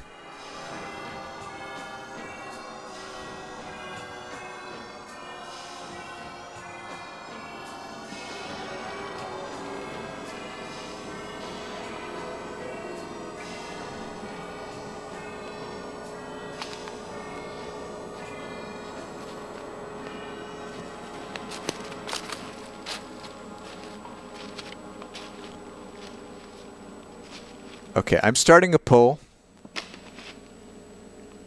to see if we want to end it in a few minutes and hit the bricks, or if you vote no, I will ask you again in a short while, so we can hold out and see how we're feeling about it.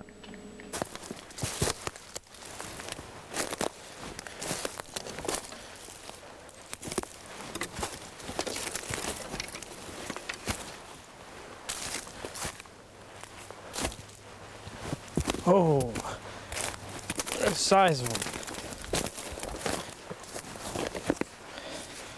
Wait until Bob sees this one.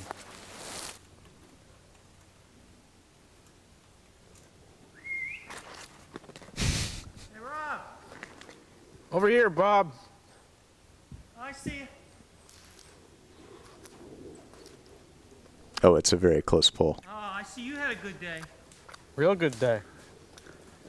I see an antler. All right. Several of them. Oh man, I'll tell you, I hunted hard, but I never seen anything like that. Look at the size of them. I'm pretty hungry too. Eating your sandwich and your lunch here. Holy mackerel! An 8-pointer. 2, 3, 4, 5, 6, 7, 8. You did this? Congratulations. Unbelievable. Look at the camera. Unreal. But how does it smell? How'd it work? Get up in a tree stand? Was it the scent, or how did it happen? Well, he circled it, yeah? Or? He circled around, and at first he wasn't going to come in, and then he finally turned around and he came through this real thick stuff. Our Hit the Bricks poll is tied. So if you want to be the deciding vote, So I took the shot because be quick. your broadheads. Holy mackerel. The size of the hole. Oh, it's 12 to 11. Unbelievable. 12-12, it's a tie. Whew. Maybe 60 yards. You know, a whitetail's defense mechanism is their ability to hear you, see you, and smell you. Smell being their #1 in importance. That's what they use the most, and that's what registers. And also, deer communicate with each other. It doesn't mean we watch the whole thing. It means we watch the next A lot of bow hunters take 5 to advantage 10 of that minutes. and getting that animal in close for a perfect shot. Many scent manufacturers put deer urine in a bottle, and they call that an attractant. Well, I found through the years that if you make a matrix scent by blending different things together, it works a lot better. Now, what I'm going to do now is go through some of the different types of scents that I manufacture so you get a better understanding of how to use them during the year to make your hunts more successful. First of all, recently we introduced a new product called Silver Top 2. Okay, now what is Silver Top 2? Well, actually it's Silver Top plus another ingredient. And you know what that ingredient is? Some people know it as Tonquin. It's a Siberian deer musk. It gives you that little extra edge. This is our premium deer lure. Silver Top's been used by hundreds of hunters sending me photographs. Yeah, I mean, I know a lot of these tapes, some of these tapes are just straight up ads and product placement, but what I like about it is that it's the owner of a small company who's clearly very into his deer sense or his tree stand or whatever, like directly appealing to you by videotape. As in the crystal form. You decide. Again, It's an ad, but it's also just this dude and his 2 buddies making a video in the woods. How do you use it? The Silver Top also contains the gland that's in their feet, the interdigital gland. You can make trails with it. Remember, it's a matrix. Put it on foot pads. I like these wool type because the moisture actually keeps coming out to the end. Hey, morning, Joshy D. We've been learning about deer hunting and the smell of success with Bob Kirschner of Pennsylvania, Buy the lure, carry the bottle in your hand, put a drop every few who's steps. teaching us how to use his proprietary scents. Make scrapes with a silver top. You can put it close to your stand on cotton balls. I was not expecting to still be with it after 20 minutes, but the tape just has some wild energy in places and some very good music. About cover scents. If you're going to be hunting in big oaks or big cherry trees, what spends a lot of time there? Raccoons. Put a little bit of raccoon cover scent on the side of the tree as you're going up. That's going to help eliminate your odor. If you hunt thickets, what hangs out in thickets looking for rabbits? Red fox. That's a good one to use if you're hunting in. Like he's just doing this product demonstration on the hood of his car. How do you use it? Just apply a little of the red fox to the cuffs of your pants. Hunt pine trees, good cover scent. Y'all want to skip ahead a little bit, though? Now, when you because we're just getting ad at this point. Deer love apples and pears. Here's a good one. So we are learning about this stuff from Bob Kirschner, who is a author, lecturer, and outdoor photographer. He also is the owner of Bob Kirschner Deer Lure Company. Tell you. So he has a pile of thousands of deer hooves that he cuts the glands out of and extracts pheromones from, and then sells it to you in little bottles so that you can plop it around the woods to set up a place for deer to come so you can shoot them.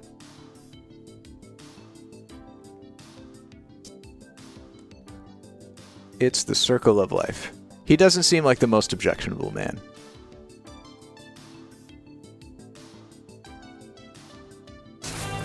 Okay.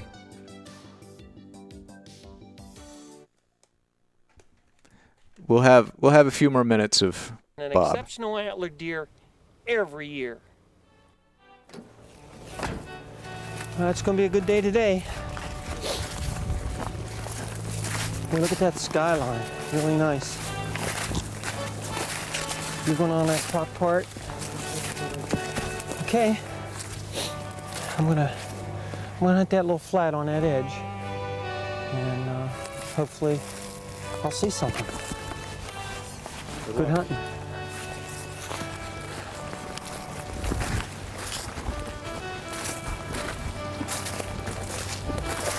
Yeah, and I mean there are too many deer.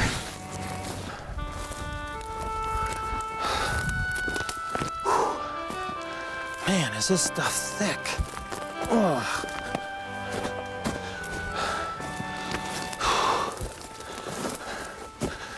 Boy, I'm really back in here. I'll bet people haven't been back in here in years. But did you ever have that feeling that someone's looking at you?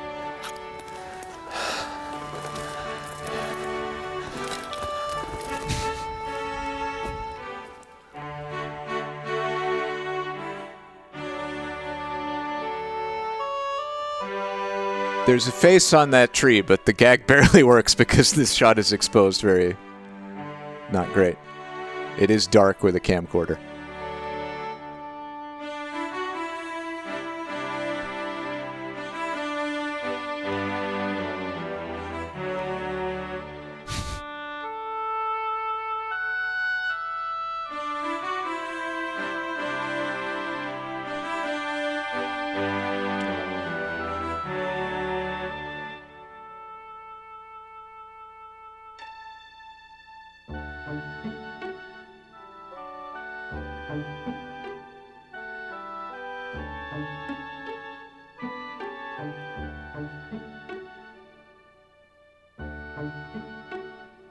There's been a lot of good PlayStation 1 JRPG music.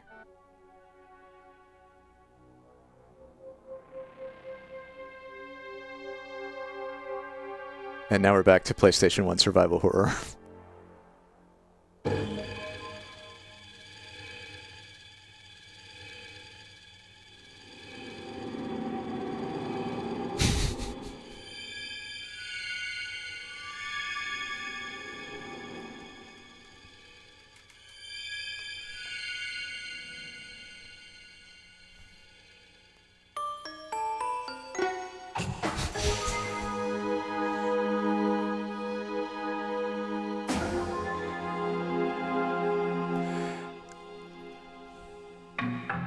This just makes it feel like they're, you know, it's so ominous.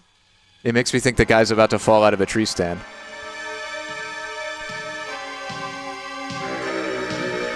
Like, this is... I'm not wrong, right? Like, this is something horrible is about to happen music. Which seems like an odd choice for deer hunters to use for the sport that they love.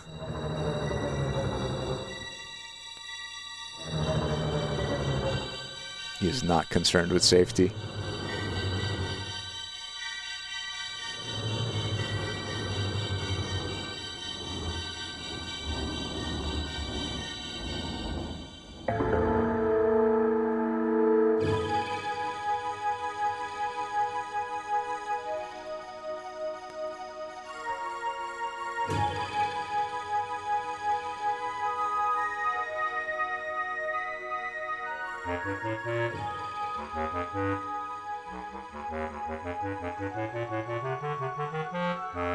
Oh, good. They're mixing the silly music with the ominous horror music.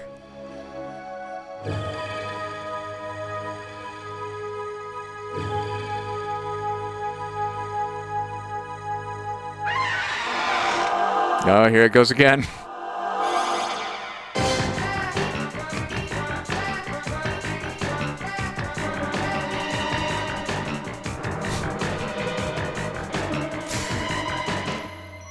It says there's 5 exciting hunts with 5 bucks taken, i.e. killed on camera.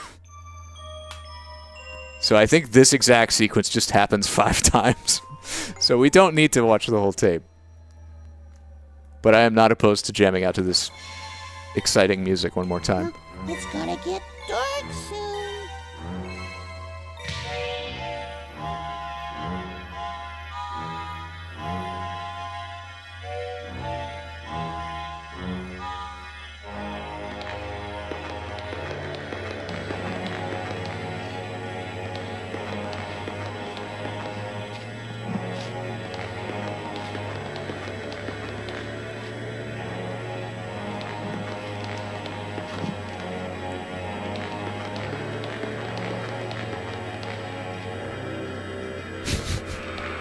Yeah, me neither.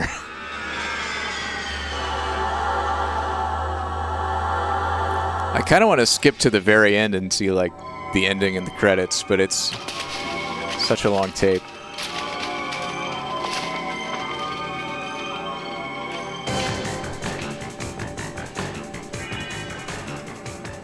He's down. He came in smelling those sleeves. He's down right over there. I put some scent out there and made it through. Good for you, Bob. But he's not concerned enough with safety. As people get older, they tend to become more concerned about safety.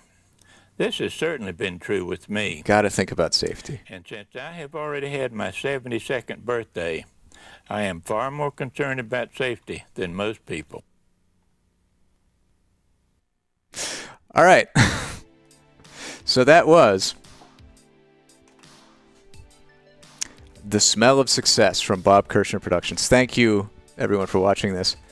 It's been on the shelf for far too long since Bella Bunny sent it in. Thank you, Bella Bunny. I'm not disappointed. I'm happy with this. Thank you, all of you, from Saskatoon Video.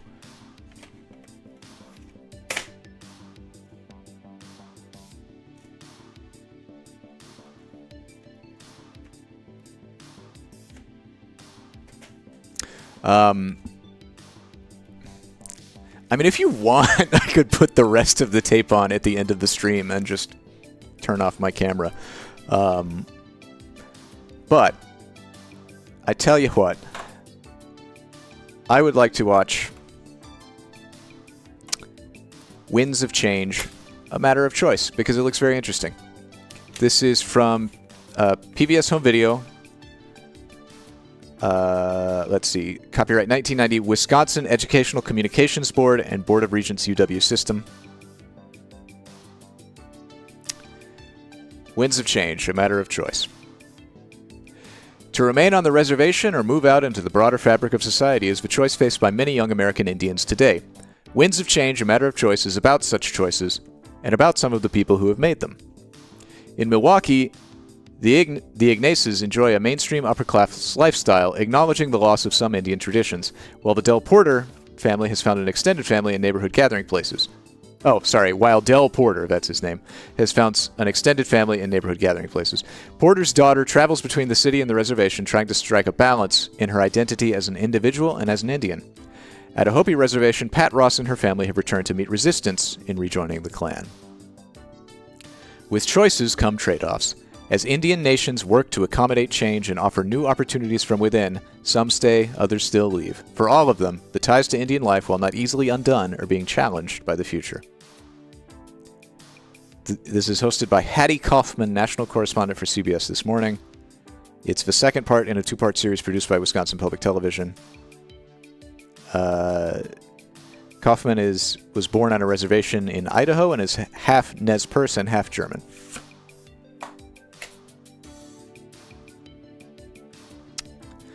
I am looking forward to this one. This was sent in, by the way, by West Coast Deb. Thank you, Deb.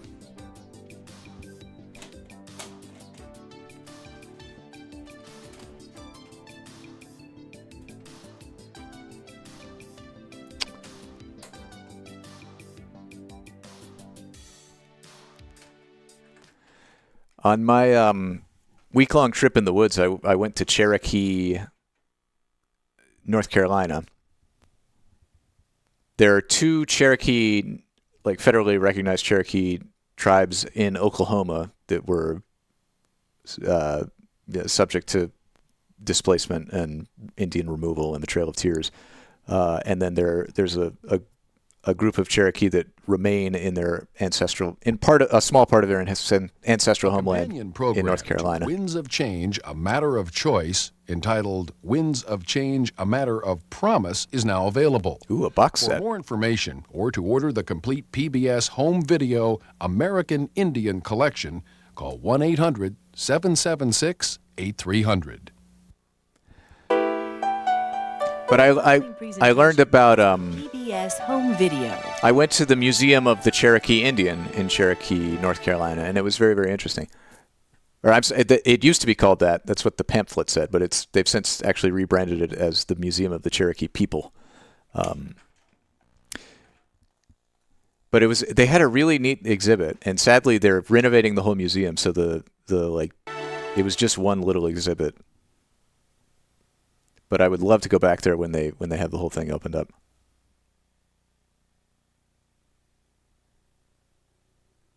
Pacific Arts, brought to you by Pepsi.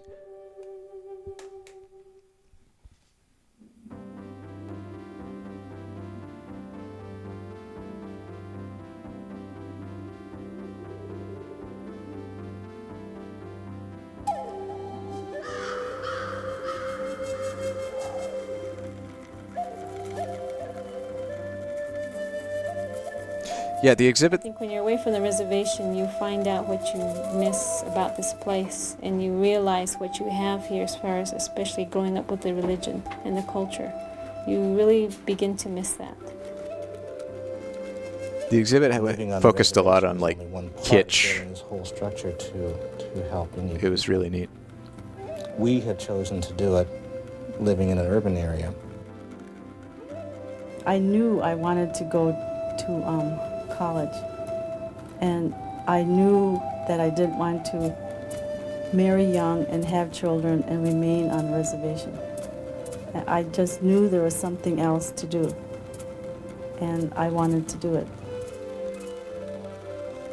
I didn't realize that I have an identity until I went to college. When I through one of my anthropology courses, I've learned that I have a culture, and I'm a special kind, belong to a special group of people.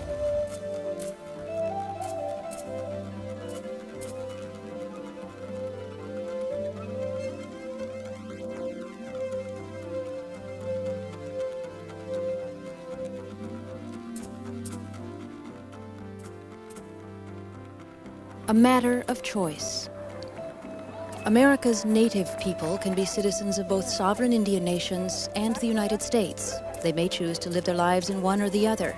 Often they try to combine the best of both worlds. Usually there are trade-offs.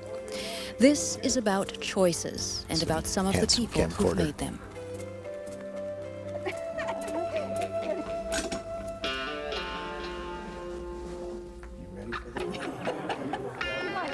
Let's put aside for a moment the popular image of American Indians, the stuff of old movies, current headlines, or museums.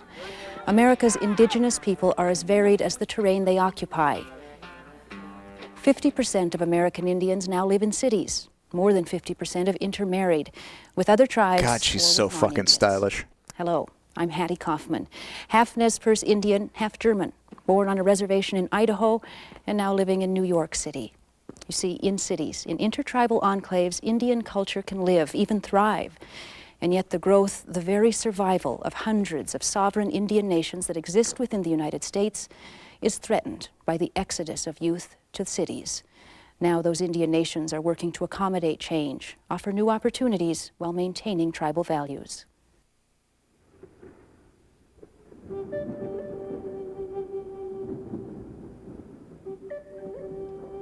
Each Indian nation is unique, but all have been subjected to the same invading force that has dislocated whole peoples and disrupted families.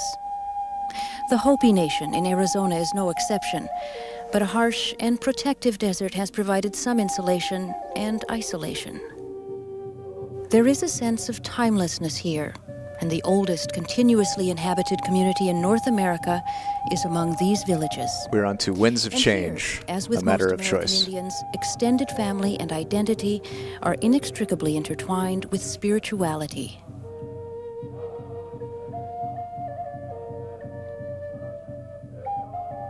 As in all Indian nations, the connection between homeland, worldview, and tribal identity is fundamental here.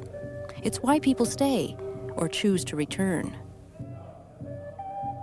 Like the rest of America, this nation has social problems, alcoholism, drug addiction, child abuse. And the villages have their own internal squabbles. But despite all of that, life here still revolves around ceremony, as it always has.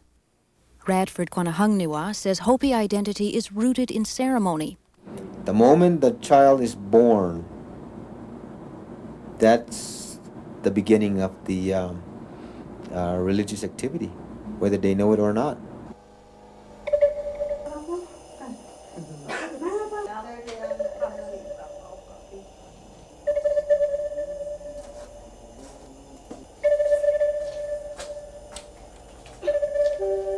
This baby naming ceremony is as old as time, rarely photographed. It is a tender coming out for mother and baby after 21 days without sunlight, after 21 days of being cared for by the mother-in-law. It's a tie to the past for the child who will become the hope for the future.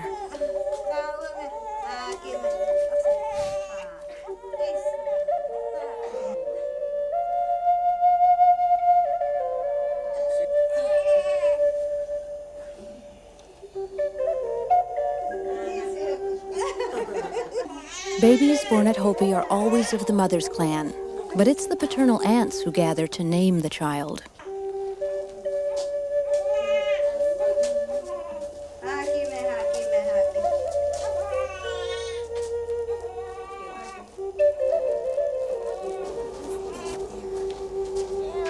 With the coming of dawn, little Santi Hanyama is presented to the sun, the first of the rituals which will make him forever a Hopi.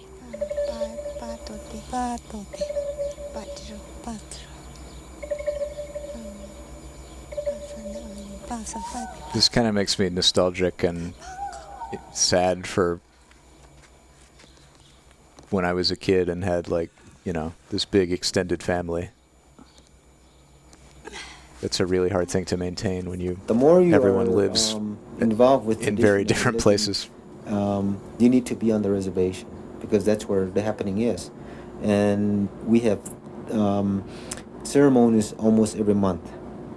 And if they're not here to observe and participate, they're going to be getting away from it.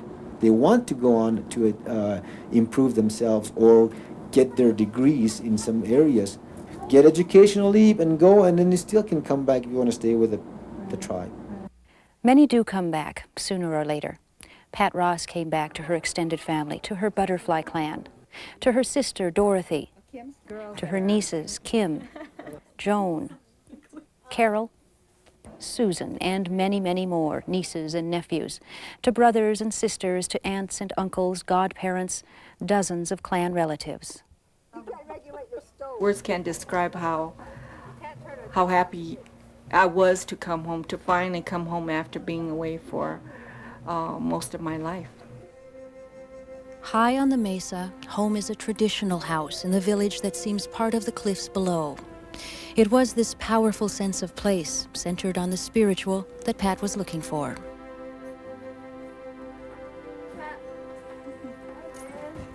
There was college, a career, and marriage to a member of the Sioux tribe. Pat says she never stopped missing her extended family and her place in it. She says her small grandchild will be raised in the Hopi way. But at first, her 3 children felt like strangers here. I feel that when we first came back, that they were missing where they had come from. And they didn't really know anything about the culture or anything out here. I feel bad about the fact that I'm much older than any of my sisters, and yet I know the least because of my separation from my home for that many years. I moved, when I came out here over 25 years ago, and moved up to Second Mesa Village with my husband, I felt like I was moving to a foreign country because no one spoke English, and I didn't understand a word of Hopi.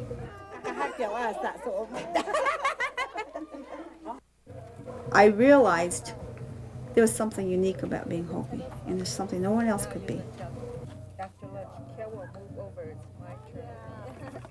Fortunately, my children have been able to experience this.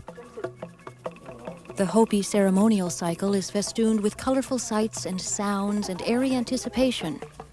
But festivity is grounded in responsibility, a word heard often here. A boy invited to the butterfly ceremony is obliged to carve an elaborate headdress for his partner.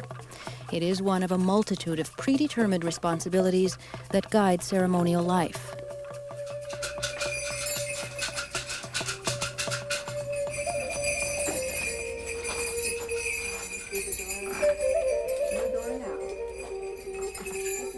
Roles and responsibilities are clearly defined in this matrilineal society. A married woman's brother, the maternal uncle, is the male head of family. Carmelita Purley is a very contemporary woman, for whom the uncle's very traditional role works well.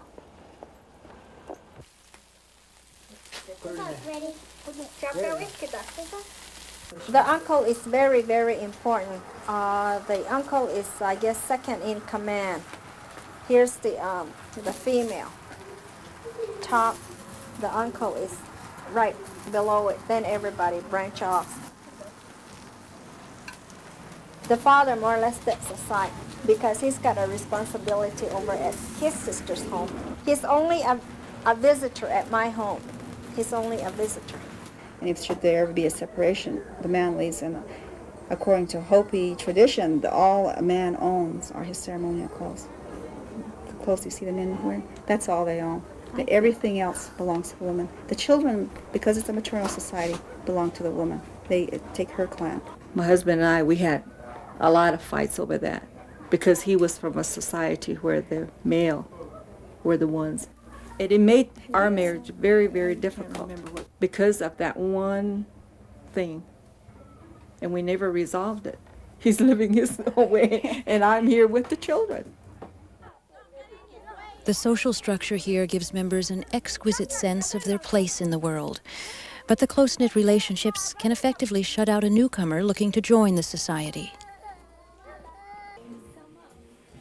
Pat's son, of course, belongs to her clan, but he is part Sioux and arrived with outside ways. Ridiculed by other children, he ran away. He was at such a young age that it literally scared me, and I wanted to pack up everything, run back to where I was, where I felt comfortable, where he wasn't discriminated against. It hurt. And I found that, People do discriminate just because you're a different tribe.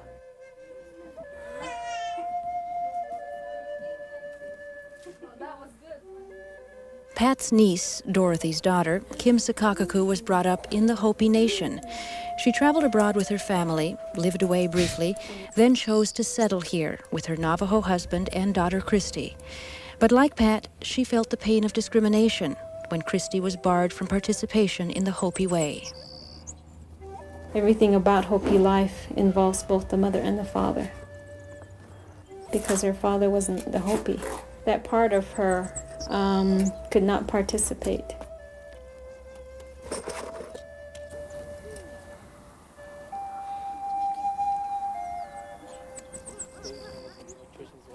We eventually got a divorce, but there were other problems that came up with that because of the intermarriage. We could never be that whole family.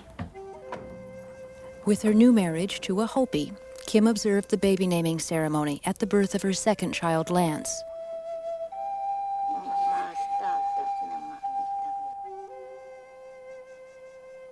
The old ways no longer conflict with her modern role as a working woman.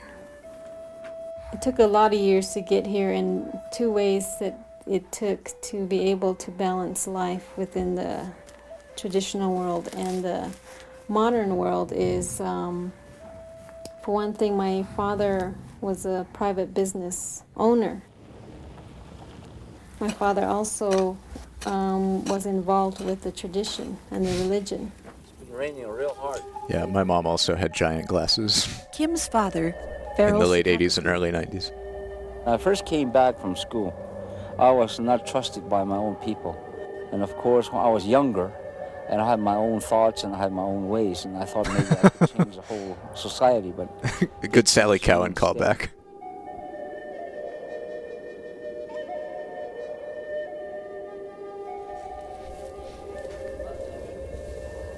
Things that you learn from academics does not really apply here. You have to blend them in slowly. The total society relies on the traditions such as corn planting, traditions, wedding, dancing, and things like that. So the whole life centers around the tradition here first, then the business. But we cannot move that fast. We have to work with our people in the village. Here, as elsewhere, change has been ongoing. The population grows steadily and grows younger, and slowly traditions shift. That change where they used to be able to sit down with their grandmother and the old folks that are now gone and just visit with them without the television and all these things that you see now.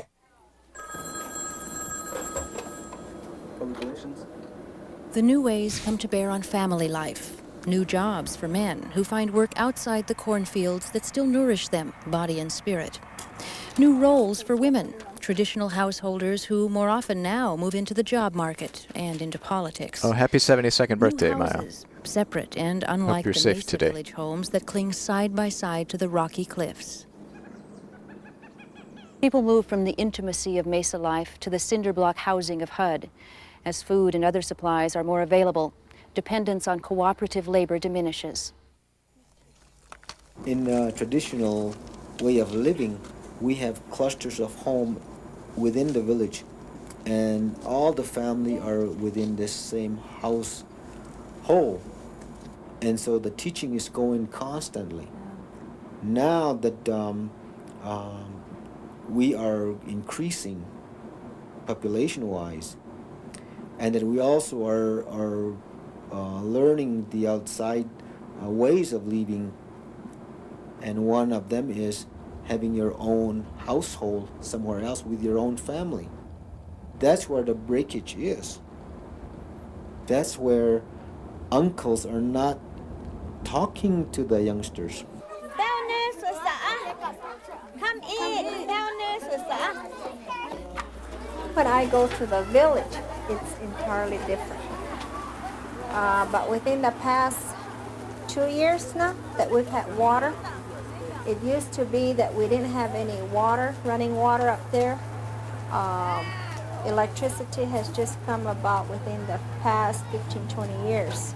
To be with my family there, as you know, everybody coming in as Hopis, I feel more comfortable. Dog. I want a traditional house. It's going to be made out of rock and with a nice view and a good working space. And I want to put a outdoor oven out here for my bread, and I want to put a pit for the corn, so that way. Janice Day chooses to live here with her Bear Strap clan and her small shop. After life in the city, there was that moment when she knew she had to be here. On the Pennsylvania Turnpike. And I said, well, if I knew, the book Stranger in a Strange Land, that's where I was at right there. And I thought, if something happened, where would I be? Nobody would care. I mean, I'd be in a land full of strangers, and I wouldn't have anything, I wanted to go back home. Those who stay here tend the old ways carefully, as Janice Day's uncle did. He's the one that keeps our family intact, but, the other uncles are off in the city, and they've forgotten about what life was like out here. And so when they get old and their family leaves them and they get a divorce and they want to come back home. And it's hard for them to do when they've been away so long and they come back. But Janice Day doesn't deny that things here at Hopi have changed as well. But nowadays you got too many choices. You can go down to the store and buy your meat for supper, and you don't have to worry about it. And I think that's what's driving people apart, is because now they can go out and get a job and feel that they're contributing by buying groceries, where a long time ago it was contributing by helping raise things to eat. See, where the fields were a long time ago, way out there, and they'd have to start early in the morning and take off running out to their field, and then they'd work with it and come back in the evening. So, and then nowadays, it's not that way. Now they want somebody to give them a ride down to the field. Now with the way things are changing with the modern world, you find that the father is in one way becoming more involved with the family. I have certainly not watched Finding Nemo in Navajo. The alcoholism problem, where again you don't But find that's the very father cool there that they're at home. dubbing The Disney more things movies in change, Navajo. the more they stay the same may apply here. As change comes about, there is a new awareness of fundamental loss. The elders. One of the neat things about being in Cherokee was just seeing the Cherokee language on everything, like street signs and stuff. Who will pass on traditional values and tribal wisdom to the young, both urban and reservation? Adults may want their children to bond with the old ways, but they also want them to learn and grow in new ways.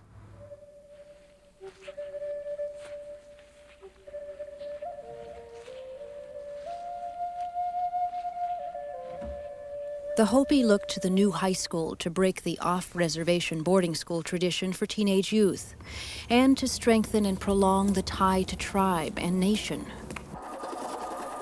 That was one of the main reasons why they wanted the high school, was so that the students could stay at home and learn the values that are taught here. Imagine that, not having off-reservation boarding schools that are rife with abuse. And then hopefully kind of putting an end to the intermarriage.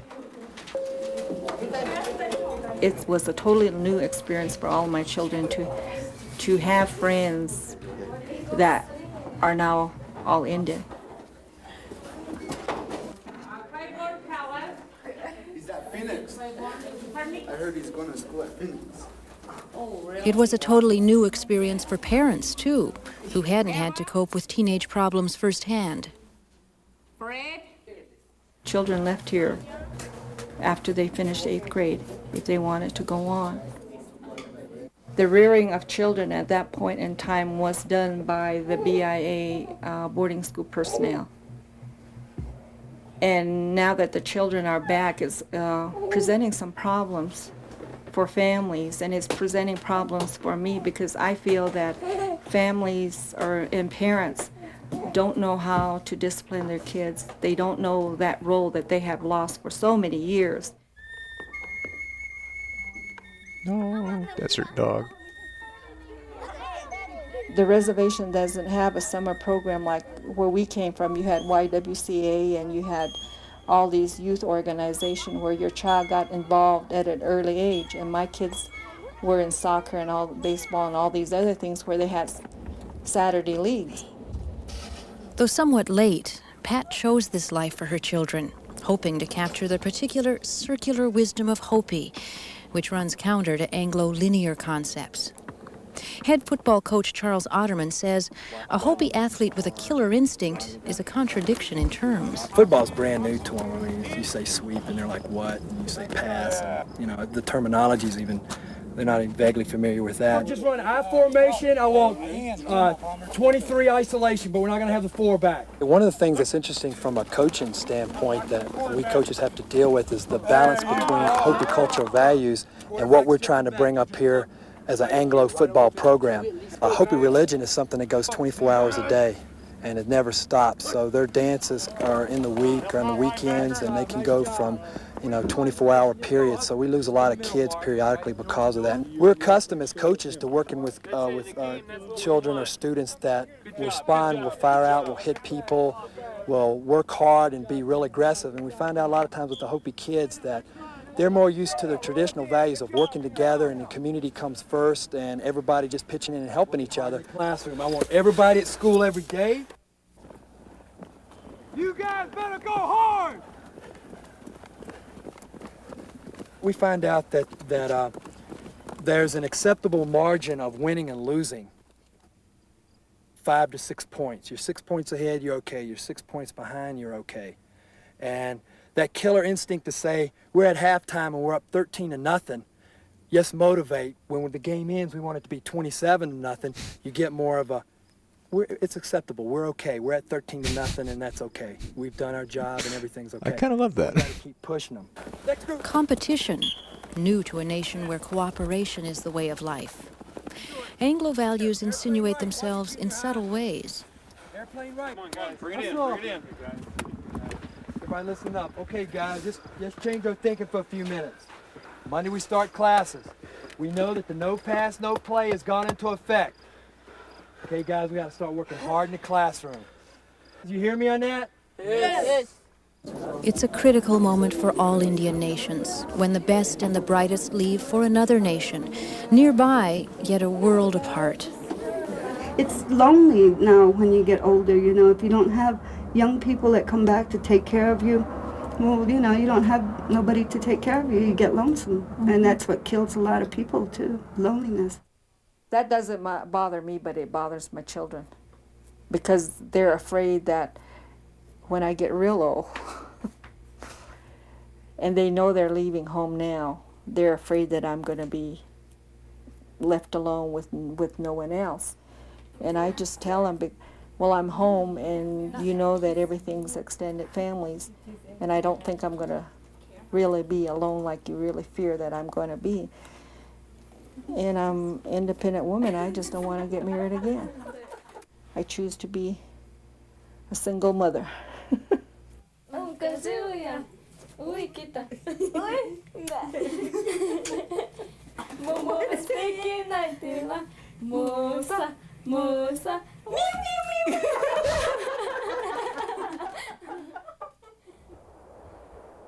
Even as the winds of change blow through the nations of the world, this small sovereign nation ponders its future, looking at social and economic problems, beginning to reverse the trend that deprives it of many talented and skilled people. Counting back about 10 years, there's hardly anybody coming back. But now, presently, within the year or two, I've seen a lot of kids that graduated from college are coming back here as teachers, really providing education to our children. But I have not seen any entrepreneur like myself come back to really try to develop the land. See, that's the emphasis I try to give to my people, is that you come back and you do it. We do it ourselves. We are not ever going to depend on the government any longer, because they're going to phase out sooner or later. They tell us that a long time ago. A nation needs its young, and the Hopi tribe looks to economic development, such as tourism, to provide jobs to attract the young. native arts and crafts have grown dramatically in value and popularity, and more often now, buyers go directly to the native people to buy. Some ceremonies here permit visitors, and the number of tourists grows steadily. There'll be some buildings for tourism, maybe, and maybe some more shops for the crafts, and maybe other services like shoe store, Kentucky Fried Chicken, this type of a thing I see. Land issue is most important with each village. There are clan holdings, there are religious holdings to the land that are used during certain activities, and those areas need to be protected and need to be as natural as possible to do some of our religious activities. We cannot. Yeah, I'm excited for the Polynesian tapes. Projects in just any area. And Tales from the Land of Gullah, too. We really need to get to that one soon. And then you will come back and you develop the land. I hope to come back and do some stuff out here. I was talking to a friend of mine. We were just kind of joking around, saying we could build an amphitheater across the Civic Center, turn that into a concert hall or something like that. But I think, especially with my dad also, he's been encouraging me with these religious aspects of things also. He's been teaching me just different names of things, how you do things, the process that goes on. I guess what Hopi has always told you is that you should marry another Hopi. Yeah. And so how are you going to control all these girls that are out there?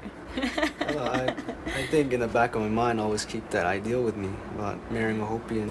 But I don't know, I'll probably meet some people. When there is something going on, he knows, because I talked to him about different cycles and different ceremonies and when something is happening, and he has already participated in some, and I said, you need to continue that. But keep that in the back of my mind too also. I live here with my grandmother.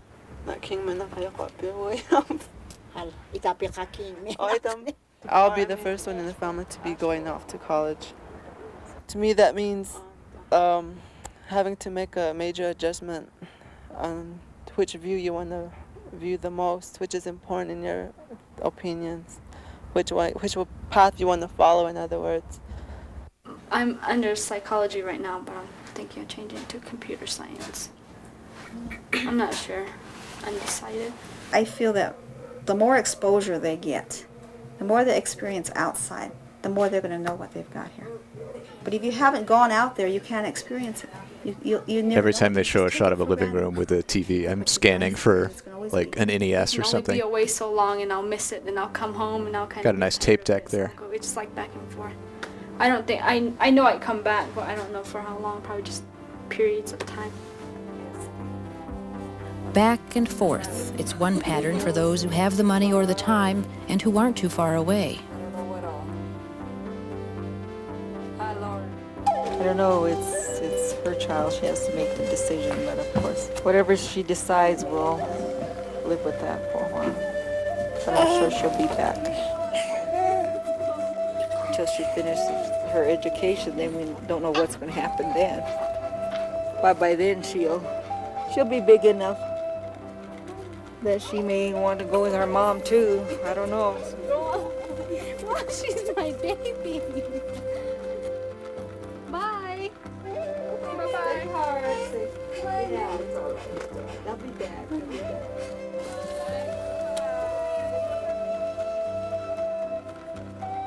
This is my whole life now.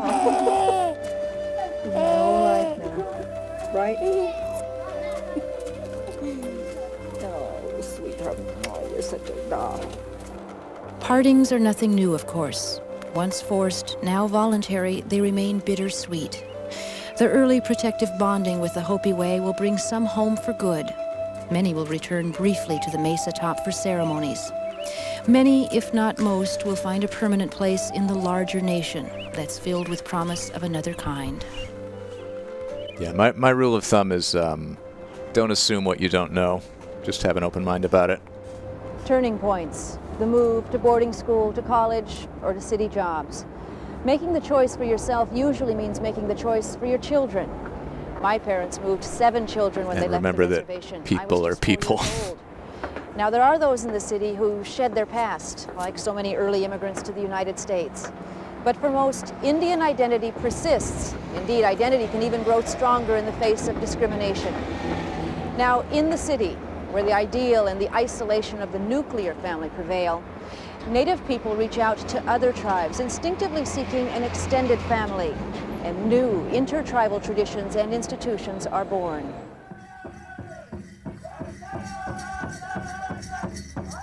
Indian summer.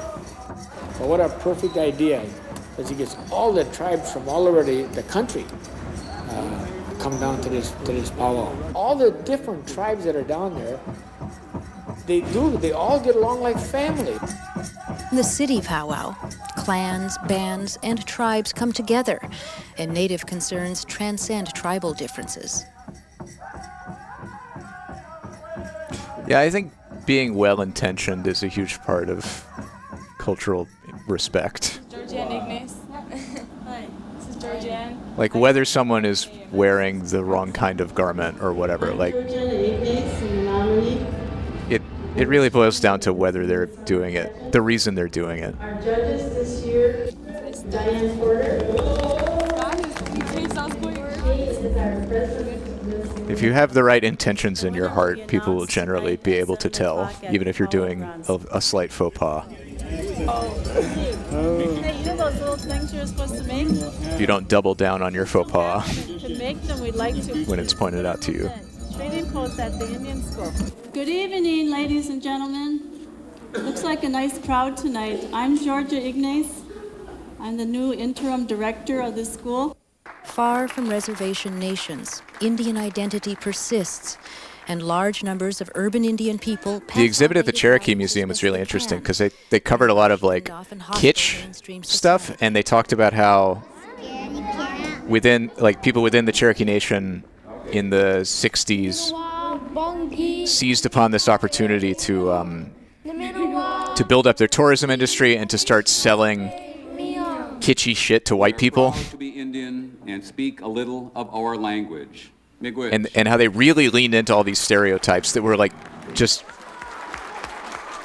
selling like Plains Indian headdresses, even though that's not a Cherokee thing. Economic and social lifestyles here in an affluent suburb of Milwaukee. And it was interesting to see that from a Cherokee point of view, and how they're pointing out that it's like a way sophisticated, mainstream, that they are sustaining themselves and building industries and opportunities in their community. They say you're not Indian enough because you don't do the powwow scene. Oh, there's an NAS on top of that TV. In the suburb and not in the city. Well, definitely you're not Indian enough. Granted, you do lose a lot of your Indian traditions and cultural values. Hopefully we try to maintain that as best we can. There have to be some trade-offs. I grew up on a reservation. I was one of 12 children. My family was very poor, and I knew that I didn't want to marry young and have children and remain on the reservation. I just knew there was something else to do, and I wanted to do it. Georgiana Ignace knew what she wanted. Her choice to leave the Menominee Reservation for college dovetailed with that of Gerald Ignace, a Coeur d'Alene from Idaho. One of the reasons why I went away to school was the fact that my parents, and I have to give them a big deal of credit with this, felt that the only way that I was going to get ahead or do anything was by education, and this is why all these sacrifices were made for me to do that. But we instill in our kids that they are Indian, and family comes first, and you're Indian second. How do you want this? Dive here. No matter where they go, they're an example. Just show society what Indians could do. What time will you be home then? Before practice starts. Oh, Half hour before. what time are you coming back? Right after I promise. Leave us folks at home, The old folks. baby. We hope they marry Indian. What are we going to do when you're 17? You could leave there are a lot of Indians to choose from. I'll buy my car. Oh, buy your car. A lot of Indians are getting more and more education. Trill, I promise you, you can let your 8-year-old self off the hook. Excuse not to marry an Indian. Better to be kind to your 8-year-old self than to feel bad about it. In mainstream city life, the odds are that Lyle Ignace will marry a non-Indian. Other people's eyes, it would make a difference. It's possibly more traditional people, Indians. If they saw I was to marry a non-Indian, they might look down upon that, or down upon me, because I was brought up in a urban area where predominantly a white society, and most of my life I've seen nothing but white females. All we could do is help, maybe perhaps expose them to others, because they're not exposed here in the suburbs to Indians that are very talented, very brilliant, and have the same goals that they may have. However, conduct. We take into account those many experiences. We take into account all of the loved ones that we have within our families, within our clans, within our bands and our tribes.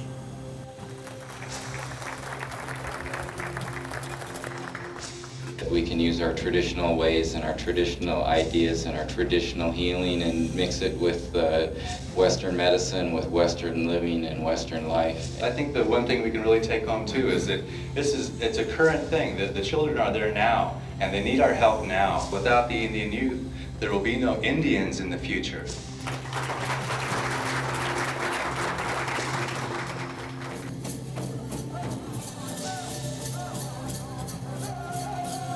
I think I only express the practical side, but there's something about the drum that's just, that draws you back. And I felt that as a kid too, growing up. That, I think, is part of the thing that you don't lose and you don't forget. I think one of the things that you tend to see on Indian reservations is the fact that there has been some breakdown in families and the social nature of the community to the point where children don't tend to get all the support that they need. Alcoholism becomes a problem. Suicides, homicides, drugs, they all become a problem. This takes a while. The city, too, has social problems, but for those who emigrate from Indian nations to find empty promises, there is sanctuary and family, sometimes in unexpected places.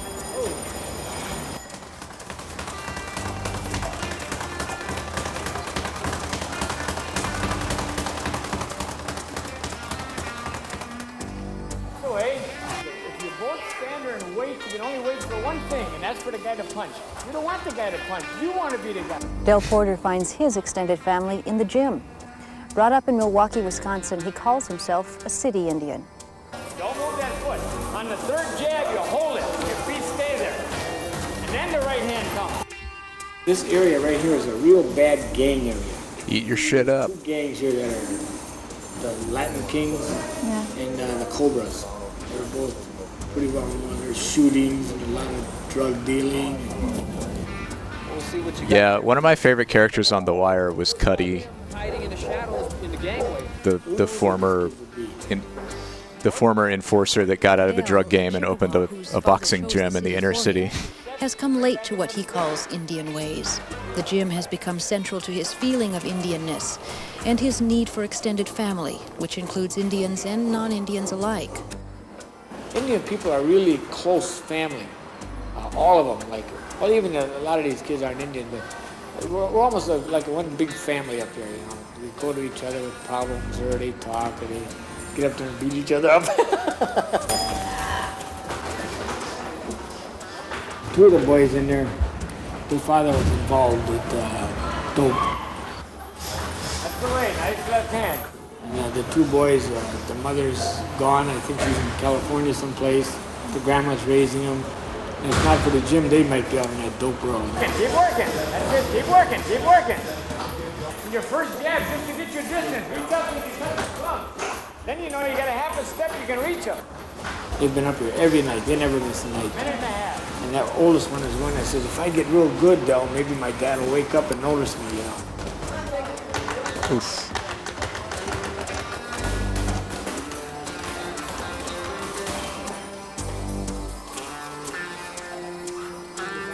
Here's a kid, when he was on a reservation, he must have won himself 5 or 6 Golden Glove titles, amateur boxing titles, and he came off the reservation, the way I understand it, is for an education. There's not much doubt in my mind this guy could have been one of the top professional 10 top men in the world. He was that good. And the drugs just got him down. He's back on the reservation. Probably coming to the city, you know, to hear all about the jobs and the work, and they come here and they find there aren't that many jobs. It ain't that easy to find a job. So you got nothing to do. You look for maybe a week or two trying to find a job. You can't find one. You get discouraged. You hit that tavern and sitting there and listen to everybody else that can't find a job. So you all drawing your troubles together. That's the way I could see it. Taverns are also home to urban pastimes like bowling and pool, and provide a place for the city's intertribal family to come together. All right. Give me my dollar.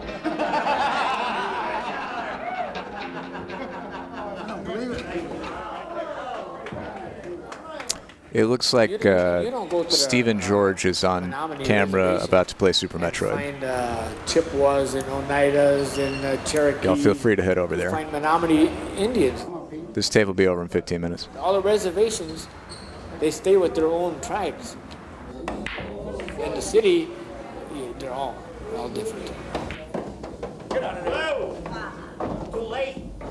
My name is Richard Schofield. I'm a full-blooded Chippewa from Upper Michigan. We have a Menominee, 3 Chippewas, an Oneida, a Stockbridge, and an Apache. There's a great bunch of people.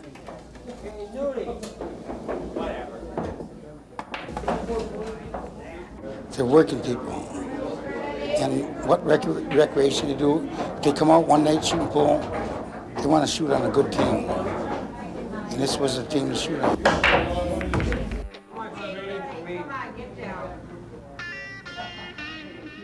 Living in the city and liking it. Still, Del Porter talks wistfully of the things he's missed. God bless my father. I get disturbed and I get mad because he didn't raise us in a lot of Indian ways. When I contacted my mother, I asked her, how come Dad never took us to powwows? Or I didn't really know anything about the traditional dresses and the dances and all. And she says, listen, we didn't want you to have all the problems of, which when I think back about it, we did have it. Oh, there's an Indian over there. I remember I got in a lot of fights. My daughter in school, she reads a lot, so she's reading back about Indian life back then, and so she more or less inspired the whole family to get involved in Indian ways again. Del's daughter, Deanna, city-bred, college student, and committed to this extended family. My grandfather is where I get my Indian blood from. When he passed away, no one else cared. You know, no one else in the family kept up. I mean, they cared, but they didn't have the time. You have to keep at things, and for a lot of people, it's different from them coming off the reservation than moving into a city. A lot of young people aren't interested anymore. They look back at their parents and their elders and where'd it get them? They're on reservations getting their rights taken away. And there's a lot of reservations where the land's being taken away. And so I think a lot of young kids are looking back and saying it doesn't do any good. And they just give up on it. And so a lot of the Indian people that move to the cities, that's drawing them further away from where their people are, and they're out on their own here. And in the city, more or less, you feel like you have to abandon your traditional ways. You really don't. Her accent is very, in the city, intertribal very intriguing to me. Ceremonies function as extended So I would not families. call that, I would not think of that as a Milwaukee Part of a total accent. experience. Deanna Porter discovered this on the White Earth Reservation of her ancestors. I'm there for that maybe week or 2 weeks, and everything comes together there for me. It's kind of hard to explain unless you really experience it. I think I'll end up staying, living primarily in Milwaukee. But I think I'll be going back a lot, back and forth. In different ways, Deanna Porter and Lyle Ignace relate to their Indian identity short of moving back to the reservation. Oh man, was that Outrun? Hearing stories about living on a reservation does not Love really some good, seem appealing. authentic arcade shots.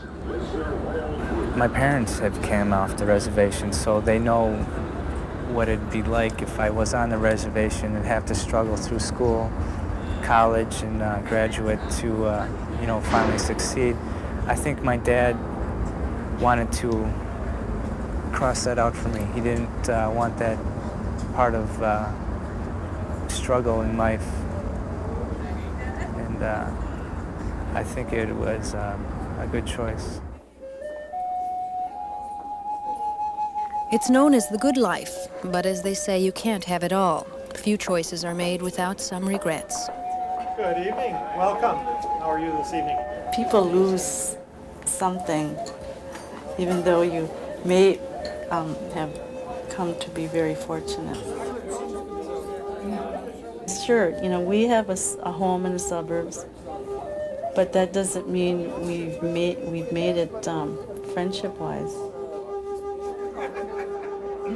The old stereotypes die hard, but among the well-to-do, they may be more difficult to track.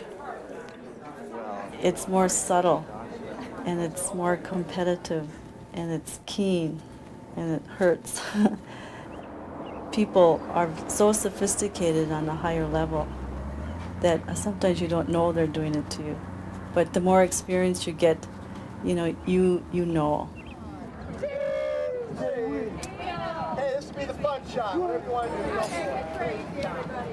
By going to powwows or working with Indian organizations or doing volunteer work for Indians, that's what keeps you connected. Who knew that Your rich Indian identity. suburban white ladies might be shitty to their upwardly mobile, new money Indian neighbors? The Indians are not just an ethnic That's, parade for one day or a few hours. That is a shame. They are different, and they treat people don't like want to assimilate. They don't want to be just like everyone else, the melting pot of America. Well, I think tradition never remains stagnant. I think things always change. And what may have been traditional 100 years ago is certainly not done in the same way now. The Defoe, academic achievement, drumming, Ojibwe language and reading. Kateri Flores, drumming most improved and penmanship most improved. The ethnic parade, the community school, the powwow all speak to the need for continuity with the past, alert to outside attempts to assimilate them, bound in a unique relationship to a larger nation.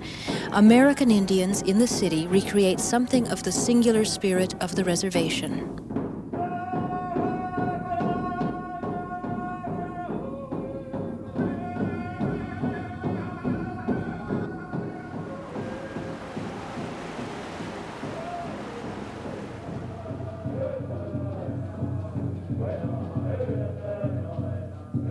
Conversely, Native people on the reservation want to select what they need from mainstream society, the skills and the skilled to develop their own resources. If you didn't do it, Dave, you might want to call the chairman to do another interview or an interview. You have the chance, so I let him know about that today. Indian nations have survived for centuries against all odds, contrary to outside expectations. Yeah, this is public television right here. Expert indeed in adapting to change. This is what happens when you fund PBS and your local PBS station. This is what they had brought back, is that we as Hopi people need to know the language. Also, the Wisconsin Educational Communications Board and the UW system had a hand in this. Of the dominant society. But, on the other hand, that the religion, the tradition, and the language should also be preserved. And if there was just some way where you could still have your career and your job and your education for your kids and all these other things, and yet be close enough. I was It just would have been thinking that. beautiful, but it I was just thinking that I want soup. It is indeed a universal dilemma. I was thinking of going to the grocery store after the stream and just buying a can of soup. Security, prosperity, and still preserve the protective, nurturing interaction and cooperation maybe a that makes croissant. life more precious. Now that we are going into oh, that's right, we have fish. I guess modernization on the reservation, my feeling is that that would be one way of helping the Hopi people, is to teach the Hopi youth, the children, some of the necessities that we would get from the white people. So they would have knowledge of good things from the white people, and also knowledge from our own traditional things. But the uneasy partner in the design for the future is the influx of Anglo ideas, values, and the view from a competitive world. That has initiated what's been called a small renaissance on reservations, the enhanced interest in preserving native language and customs. My father tells me I should always have the farm going, because corn represents life. Whatever amount of corn that you raise and produce and gather for your home, it means that my children and my business will grow. It will never die. It all goes back to the religion and spirituality part of the Hopi way of life. So that's the reason why I always plant corn. It's coming back. Everyone's waking up and saying, oh, intermarriage. Man, I miss soup plantation. Half the population is intermarried. I only went no to one's one. speaking Hopi anymore. What's that doing to Hopi? What's it going to do to religion? We're slowly seeing ceremonies die out. You can see where people are beginning to realize and wake up and say, hey, we've got to do something about bringing these things back. That's why I say to these people out here, they should all go back east and you just even see the city and then come back and see what's here and what they should appreciate. Indian nations aim to be more than places to grow old in or to be buried in. The task is to bring home the talented young with their newly acquired skills. The challenge is to acknowledge the demands of the future. The fear is the spiritual ceremonies left untended will mean a loss of access to the next world. Extended families, like nuclear families, continue to change and are redefined. But on reservation or off, family remains the center of Indian life, a tie to an indelible past, and like Indian nations, a tie that cannot easily be undone. When I go to Phoenix, everyone's in such a hurry to go here and there and everywhere else. And I think, is this how I was? I don't miss it at all. I really do not miss it. I don't think there's any guilt in leaving the reservation. I think they still like me. I ran for some political offices on the reservation and did not get completely turned away. But guilt by leaving, no. Family is your sisters, your aunts, your clan members who may not be related to you closely, but they are a tie, and they will always be a tie. My home, all I knew and grew up with, is on a reservation. I will be buried on a reservation. I would not be buried in the city because it's not my home.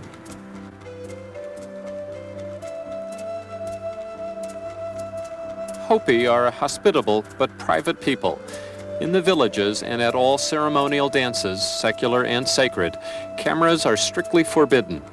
We appreciate the rare opportunity and permission to photograph in the Hopi Nation, especially in the Hunyama baby naming ceremony and the Jackson family feast, given in honor of their mother and the uncles who have passed on. That's a very nice attribution.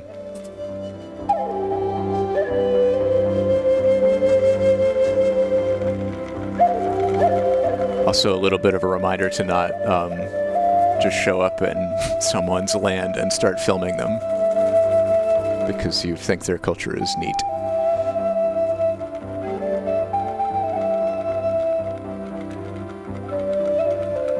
You can think their culture is neat, just don't film them without asking.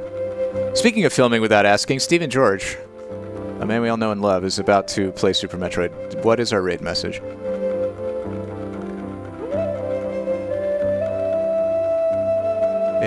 These are the tapes that we've watched today. There were deer.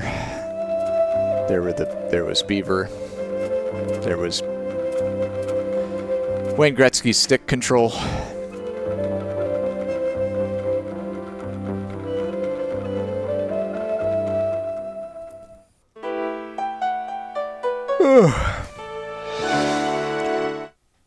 Thank you, PBS. And thank you, West Coast Deb, for sending in this video. I really enjoyed this one. What did y'all learn? I learned that we don't have to distill everything into black and white, good or bad messages. I learned about some very compelling human stories.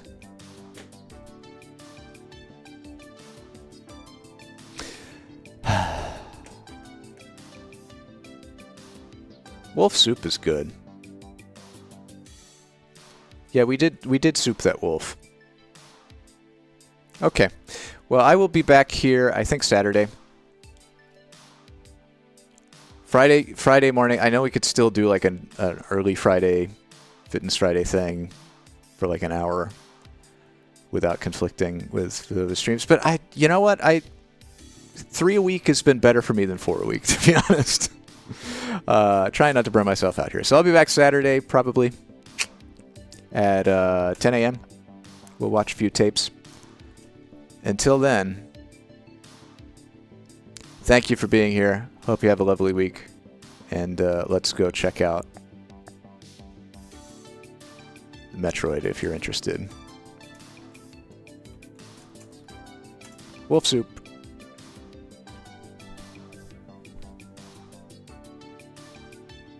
Five, 4, 3, 2, 1. Stand back. Bye.